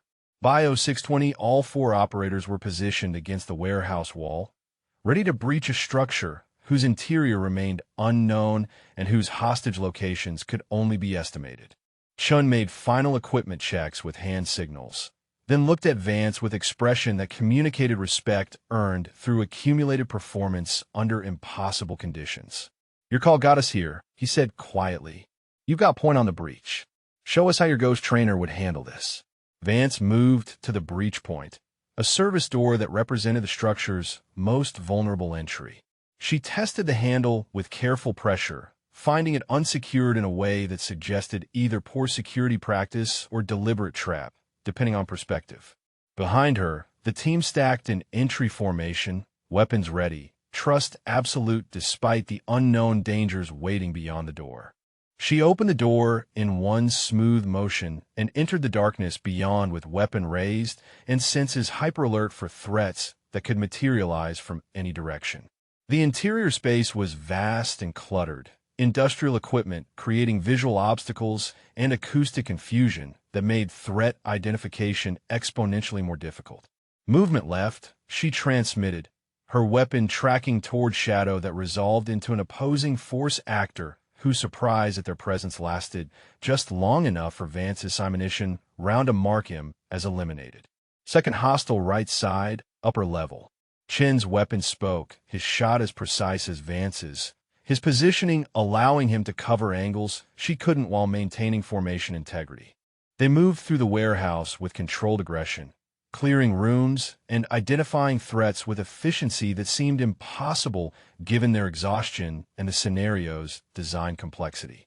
Vance's unconventional training showed in movement patterns that confused defenders expecting standard entry tactics, creating fractional hesitations that allowed her team to maintain offensive momentum. The hostages were located in a second-floor office space. 3 role players guarded by 2 opposing force actors whose positions provided excellent defensive advantage. Standard assault would likely result in hostage casualties, automatic disqualification from the scenario regardless of defender elimination. Vance held position at the stairwell, analyzing the tactical problem with focused intensity. The office had windows overlooking the main warehouse floor. Defenders inside were focused on the office entrance, the obvious approach point. But the windows represented an access the defenders might not expect. Vance keyed her radio with deliberate calm, despite the tactical pressure mounting with each passing second. The office windows overlook the warehouse floor. "I can access from the exterior catwalk. Approach from an angle the defenders won't be monitoring. Creates a crossfire opportunity when you breach the door." Chun processed her proposal with the rapid assessment of a team leader whose decisions carried simulated life or death weight. That puts you completely isolated if things go wrong. No immediate support, no backup extraction. "That's why it'll work," Vance replied. "They're not expecting it. By the time they recognize the threat axis, I'll have positional advantage, and you'll be coming through the door." Torres checked his chronometer with visible concern. "Sunrise in 8 minutes. We lose darkness, and this entire approach becomes exponentially harder. Whatever we're doing, we need to commit now." Chen's decision took 2 seconds. "Do it. 60-second count from your position confirmation. We breach on your signal." Vance moved through the warehouse with controlled speed, finding the exterior access ladder that led to the catwalk system servicing the second-floor offices. The metal rungs were cold under her gloves, each step placed with care to minimize sound that might alert defenders whose attention remained focused on the interior approaches they had been trained to monitor. The catwalk stretched along the exterior wall, providing access to maintenance areas and office windows that overlooked the warehouse floor 30 feet below. Vance moved into position outside the hostage office, her angle allowing clear sight lines through glass that the defenders had positioned themselves to ignore, their tactical focus entirely on the door where standard assaults would originate. In position, she transmitted. 60 seconds. Chen's team moved into breach position at the office door, their formation compressed and ready for explosive entry that would draw all defender attention and firepower. Torres had shaped charges ready despite the scenario not requiring explosive breach, his presence selling the impression of overwhelming force about to descend on the office through conventional entry points. Vance counted down the seconds while observing the defenders through the office window. Both were experienced operators, their positions professionally chosen to provide overlapping fields of fire on the door while maintaining sight lines to the hostages. In a standard breach scenario, they would likely achieve simulated kills on at least one assaulting operator before being neutralized, enough to trigger scenario failure through excessive friendly casualties. 30 seconds. Her breathing controlled, her weapon positioned for the shot sequence she had already calculated. The window would need to break. Defenders would need 0.2 of a second to recognize the new threat axis. Her first shot would need to be perfect because the second defender would be reacting by the time she could acquire the follow-up target. 15 seconds. Below her in the warehouse, safety officers positioned themselves to observe the final assault sequence, their presence adding weight to the evolution's outcome. This moment would determine not just scenario success, but operational readiness status, team certification, and by extension Vance's integration approval. 5 seconds. Chen's hand on the door handle, Torres's shaped charge visible enough to draw defender attention, Kowalski's weapon ready to exploit whatever opening the breach created. Execute, Vance transmitted. She broke the window with her weapon's muzzle, the glass shattering inward with sharp acoustic signature that caused both defenders to begin their turn toward the unexpected threat. But Vance's first shot was already in flight, Simonitian round striking the nearest defender center mass before his weapon could acquire her position. The second defender had time to recognize the threat axis, time to begin raising his weapon toward the window, but not time to complete the engagement before her second shot marked him as eliminated. 2 seconds. Perfect threat discrimination, 0 hostage casualties. Defenders neutralized from an approach vector they hadn't prepared to defend. Chen's team breached simultaneously, flooding the office with overwhelming presence that would have suppressed any remaining threats had Vance's shots not already resolved the tactical problem. The 3 hostage role-players sat with hands raised, unharmed, their expressions showing genuine surprise at the assault's speed and unconventional execution. Hostages secure, Chen transmitted to command.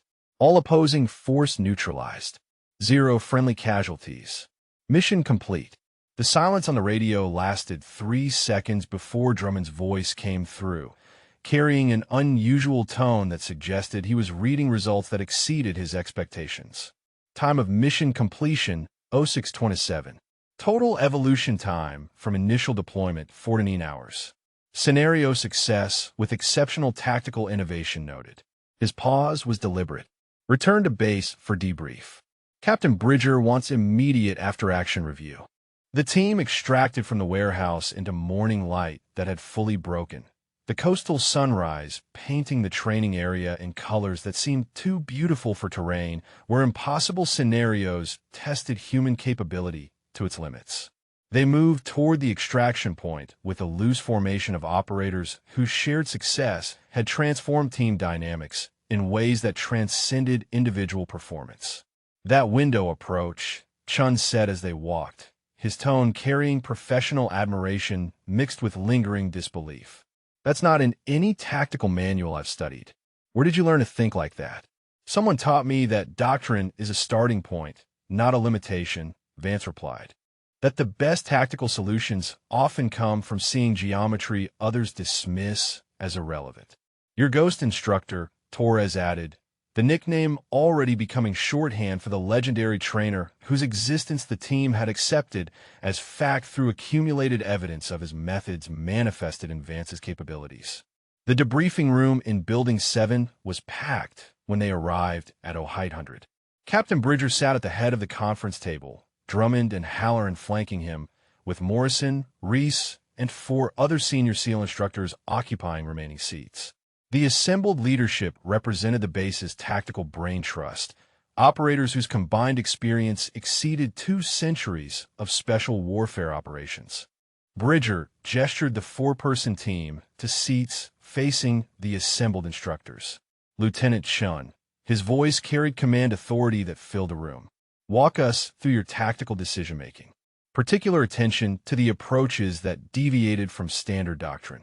Chun provided a thorough brief, his delivery professional and detailed, but his descriptions kept circling back to Vance's unconventional solutions that had transformed impossible timelines and tactical problems into achievable objectives.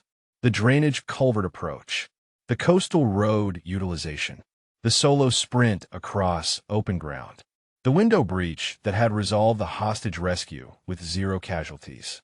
When Chun finished, Bridger's attention shifted fully to Vance. Lieutenant Vance, your approaches consistently involve high personal risk in exchange for tactical advantage. That pattern suggests training philosophy that prioritizes mission success over individual safety. Is that accurate? With respect, sir, it suggests training that recognizes calculated risk as different from reckless risk, Vance replied. Every approach I proposed had failure contingencies and acceptable risk profiles. They were unconventional, not suicidal. Morrison leaned forward, his expression showing professional fascination rather than skepticism. The window breach, specifically. You had approximately 0.2 of a second between breaking the glass and needing to neutralize the first offender. That timing margin assumes perfect execution.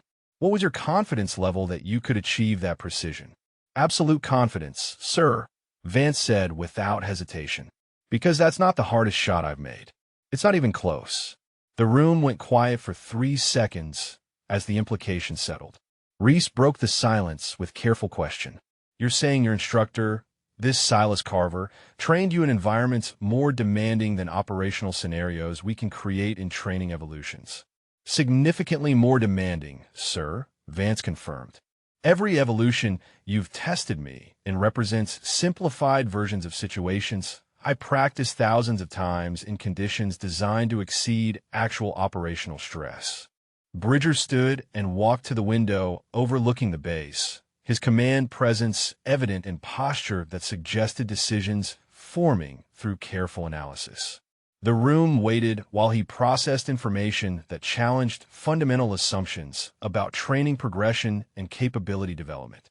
When he turned back, his expression had shifted from assessment to acceptance. Lieutenant Vance, based on your performance over the past 4 days, I'm authorizing full operational integration. You're assigned to Lieutenant Chen's team with permanent status, effective immediately. His pause carried weight. Your unconventional training will be studied and potentially incorporated into our advanced tactical curriculum. Master Chief Halloran will work with you to document methods that can be adapted for broader application. He approached the table, placing both hands on its surface with emphasis. But understand this. Your mysterious background has been accepted because your results are undeniable. However, operational assignments will require you to build trust with teams beyond Chen's unit. That means being willing to share your capabilities and training methods, rather than maintaining the mystery that's characterized your first week here. Understood, sir, Vance replied. I'm willing to teach everything I was taught. The methods, the philosophy, the approaches that made this training effective. Drummond cleared his throat, drawing attention. Captain, request permission to establish a pilot program. Small group instruction in unconventional tactical thinking, with Lieutenant Vance as primary instructor. See if these methods can be successfully transferred to operators trained in standard doctrine. Bridger considered the proposal for 5 seconds before nodding approval. Granted, Chief. Start with volunteers. Keep the initial group small. Let's see if a ghost methods can be taught to operators who learned through conventional pipelines. The meeting continued for another 40 minutes. Detailed analysis of every tactical decision, discussion of risk assessment protocols, and planning for how to integrate Vance's capabilities into the base's operational framework. But the essential questions had been answered. She had proven not just individual capability, but team integration, not just skill execution, but tactical innovation that elevated everyone around her. When the debrief concluded, Chen's team walked toward the mess facility together, exhaustion finally catching up now that the evolution pressure had released. Chun walked beside Vance with companionable silence that felt natural rather than forced, professional respect having evolved into something approaching friendship through shared hardship and mutual trust. You know, he said as they approached the building entrance, "When you first arrived, I gave you maybe 20% chance of making it past weapons qual. Now I'm wondering if you could run this entire base better than the people currently in charge. Let's not get carried away," Vance replied with a slight smile. "I just solved some tactical problems using methods my instructor taught me. Nothing revolutionary." "Nothing revolutionary," Torres repeated with a laugh. She says after completing a scenario with 61% failure rate while making it look routine. "Your ghost instructor created something special, Vance. Hope you're ready to share it, because every operator on this base is going to want to learn from you now."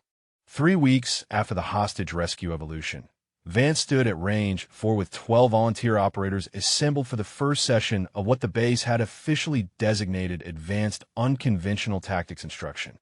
The morning fog had burned off early, leaving clear sight lines across ranges where she had first demonstrated capabilities that seemed impossible to men trained in conventional methodologies. Master Chief Halloran stood to the side with Drummond, both observing with professional interest as Vance prepared to formalize the transfer of knowledge that had lived exclusively in her training until this moment. Captain Bridger had authorized the program with explicit expectations that methods proven through her performance could enhance the entire base's tactical capability.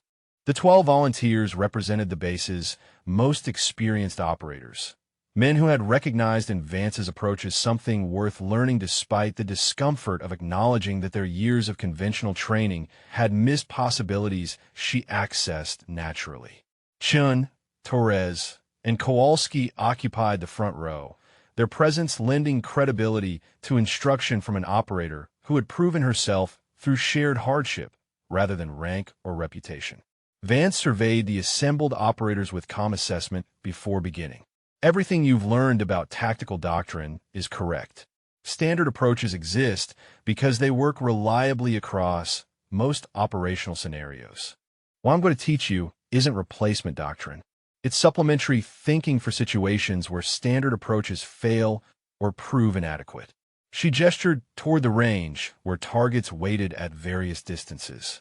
"Conventional marksmanship training teaches consistent technique because consistency produces reliable results. But consistency also creates predictability. What happens when you're in a situation where your trained positions aren't available, where the geometry of combat doesn't match the geometry of training ranges?" Morrison raised his hand with professional courtesy. "Are you suggesting we abandon consistent technique in favor of improvisation?" "I'm suggesting you expand your definition of what consistent technique means," Vance replied. "My instructor taught me that the consistent element isn't body position or weapon hold. It's the relationship between eye, weapon, and target. Once you understand that relationship at a fundamental level, you can maintain it across positions that conventional training never addresses." She moved to the firing line and demonstrated shooting positions that violated every principle the observers had been taught, yet produced hits that confirmed her point about maintaining essential relationships despite unorthodox execution. The 12 operators watched with visible fascination, their professional skepticism eroding as they witnessed capability that transcended their understanding of marksmanship fundamentals. The instruction continued for 3 hours, Vance breaking down approach after approach that her ghost instructor had taught through thousands of repetitions in environments that exceeded operational stress. She taught them to see terrain differently, to recognize geometry that standard doctrine dismissed, to calculate risk through frameworks that balanced mission requirements against acceptable casualties in ways their training had never explicitly addressed. By noon, the operators were attempting their own unconventional approaches with mixed results that suggested learning curves measured in months rather than hours. But the seed was planted, the recognition that tactical capability could expand beyond the boundaries their previous training had established as absolute limits. When the session concluded, Morrison approached Vance with expression that combined professional respect and lingering amazement. "Lieutenant, I've been teaching tactics for 8 years. What you just showed us challenges fundamental assumptions I built my entire career on." His pause was thoughtful. "Your instructor, this Carver, where is he now?"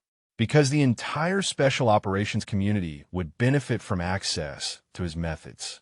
Vance's expression shifted slightly, the first hint of something beyond professional composure showing in her eyes. "He's gone. Disappeared 8 years ago after the Navy decided his methods were too controversial to officially support. Everything he taught me exists only in my training and in the instruction I can provide." "Then we learn from you," Chun said, joining the conversation with Torres and Kowalski flanking him. "Because what he created through you is too valuable to lose. You're his legacy now, Vance.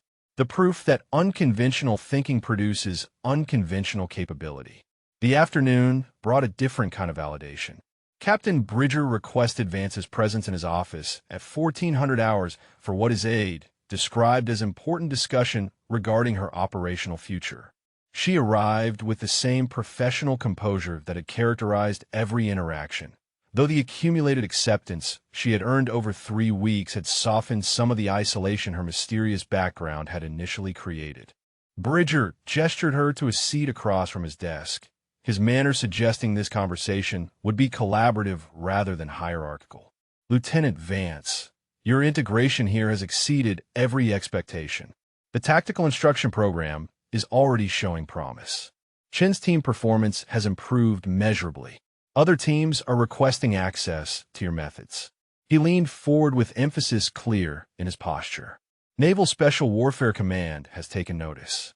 They want to expand your instruction role, potentially establishing a formal school for unconventional tactical thinking. You'd be the lead instructor, working with operators from across the SEAL community." The offer represented validation at the highest level, institutional acceptance of methods that had existed outside official channels since her instructor's disappearance. But Vance's response was measured, consideration evident in her pause before speaking. "With respect, sir, institutional programs require standardization and documentation. What my instructor taught me works because it's adaptive and individualized. Creating formal curriculum risks losing the essential flexibility that makes these methods effective." Bridger nodded slowly, acknowledgement of a concern he had anticipated. "That's why Command wants you designing the program. You'd have authority to structure it in ways that preserve the adaptive elements, while making the core principles accessible to operators beyond this space." The conversation continued for 40 minutes, discussion of program structure, instructor selection, and how to balance institutional requirements with the unconventional philosophy that made Vance's training effective. By the time she left Bridger's office, the outlines of something unprecedented in SEAL training culture had been established, a formal program built on methods that had lived in shadows since their creator vanished from official records. Evening found Vance at the base perimeter overlooking the Pacific, watching sunset paint the ocean in colors that reminded her of other sunsets observed from training grounds that didn't appear on any maps. Chun found her there, his approach quiet but not concealed, professional courtesy that acknowledged her preference for solitude while offering companionship if she wanted it. They stood in silence for 2 minutes before Chun spoke. "You thinking about your instructor? About what he'd make of all this?" "Every day," Vance replied. "He created these methods because he believed the institutions were too rigid, too committed to conventional thinking. Now, those same institutions want to formalize what he taught me. I'm not sure he'd approve. Maybe he'd see it differently," Chun suggested. "You've proven his methods work. You've earned respect from operators who initially dismissed you as unknown and unverified. That validation means his legacy continues instead of disappearing with him." His pause carried weight. "That seems like something worth doing, even if it means working within the institutional structures he rejected." Vance considered his words while the sun touched the horizon. The day's final light illuminating the base where her presence had transformed from mystery to asset through accumulated performance that silenced every doubt. Behind them, operators continued training routines that would soon incorporate principles her ghost instructor had developed through decades of unconventional warfare experience. "Maybe you're right," she said finally. "Maybe the best way to honor what he taught me is to make sure it survives and evolves rather than dying when I do." If you enjoyed this story, drop a comment and let us know your favorite moment, or share if you've ever witnessed someone prove all the doubters wrong through sheer capability and determination. The weeks that followed brought steady expansion of Vance's role. The pilot instruction program grew from 12 volunteers to 40 operators requesting access to advanced unconventional tactics training. Chen's team deployed on actual operations where methods learned from Vance proved decisive in situations where standard approaches would have failed. Naval Special Warfare Command formally approved the expanded training program with Vance as lead instructor and curriculum designer. But the most significant transformation was personal rather than institutional.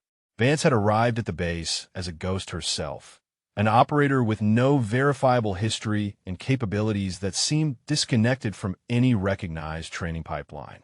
Through accumulated performance under pressure that revealed essential capability, she had become something more substantial, a warrior whose mysterious origins mattered less than her demonstrated effectiveness and willingness to share hard-won knowledge. Morrison approached her one morning at range for where she was preparing for another instruction session. "Lieutenant, I owe you an apology. When you first arrived, I gave you maybe 48 hours before washing out. I was wrong about everything except your capability." His expression showed genuine respect earned through watching her prove every assumption incorrect. "Your instructor created something remarkable. Thank you for sharing it with us."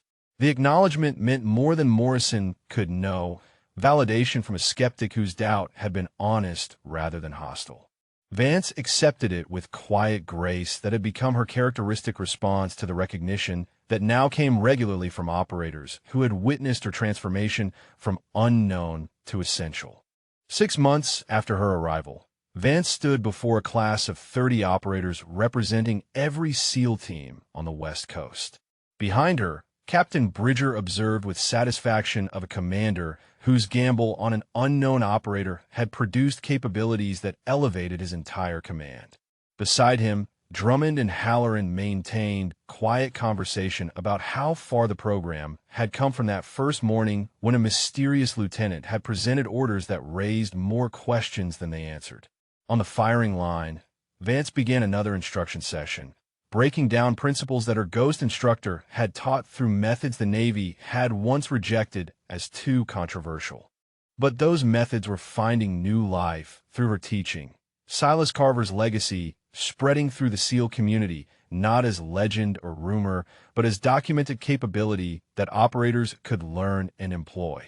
The sun climbed higher over Naval Amphibious Base Coronado, illuminating terrain where warriors trained themselves toward excellence through every available method, conventional and unconventional alike.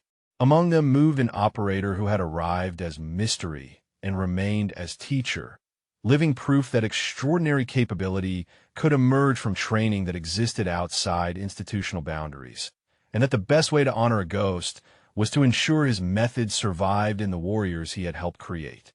Somewhere in memory, Silas Carver observed through eyes that had seen warfare evolve across decades, satisfaction earned through knowing that his unconventional approaches had found acceptance in the institution that had tried to erase him.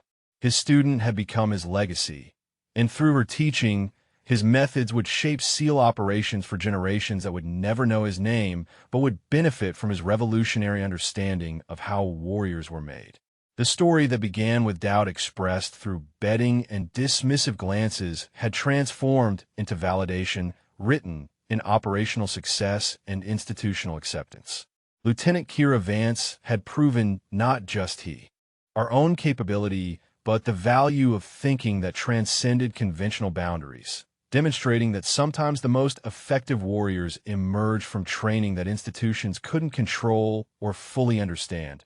guided by instructors who existed in shadows because their methods challenged everything official doctrine claimed as absolute truth.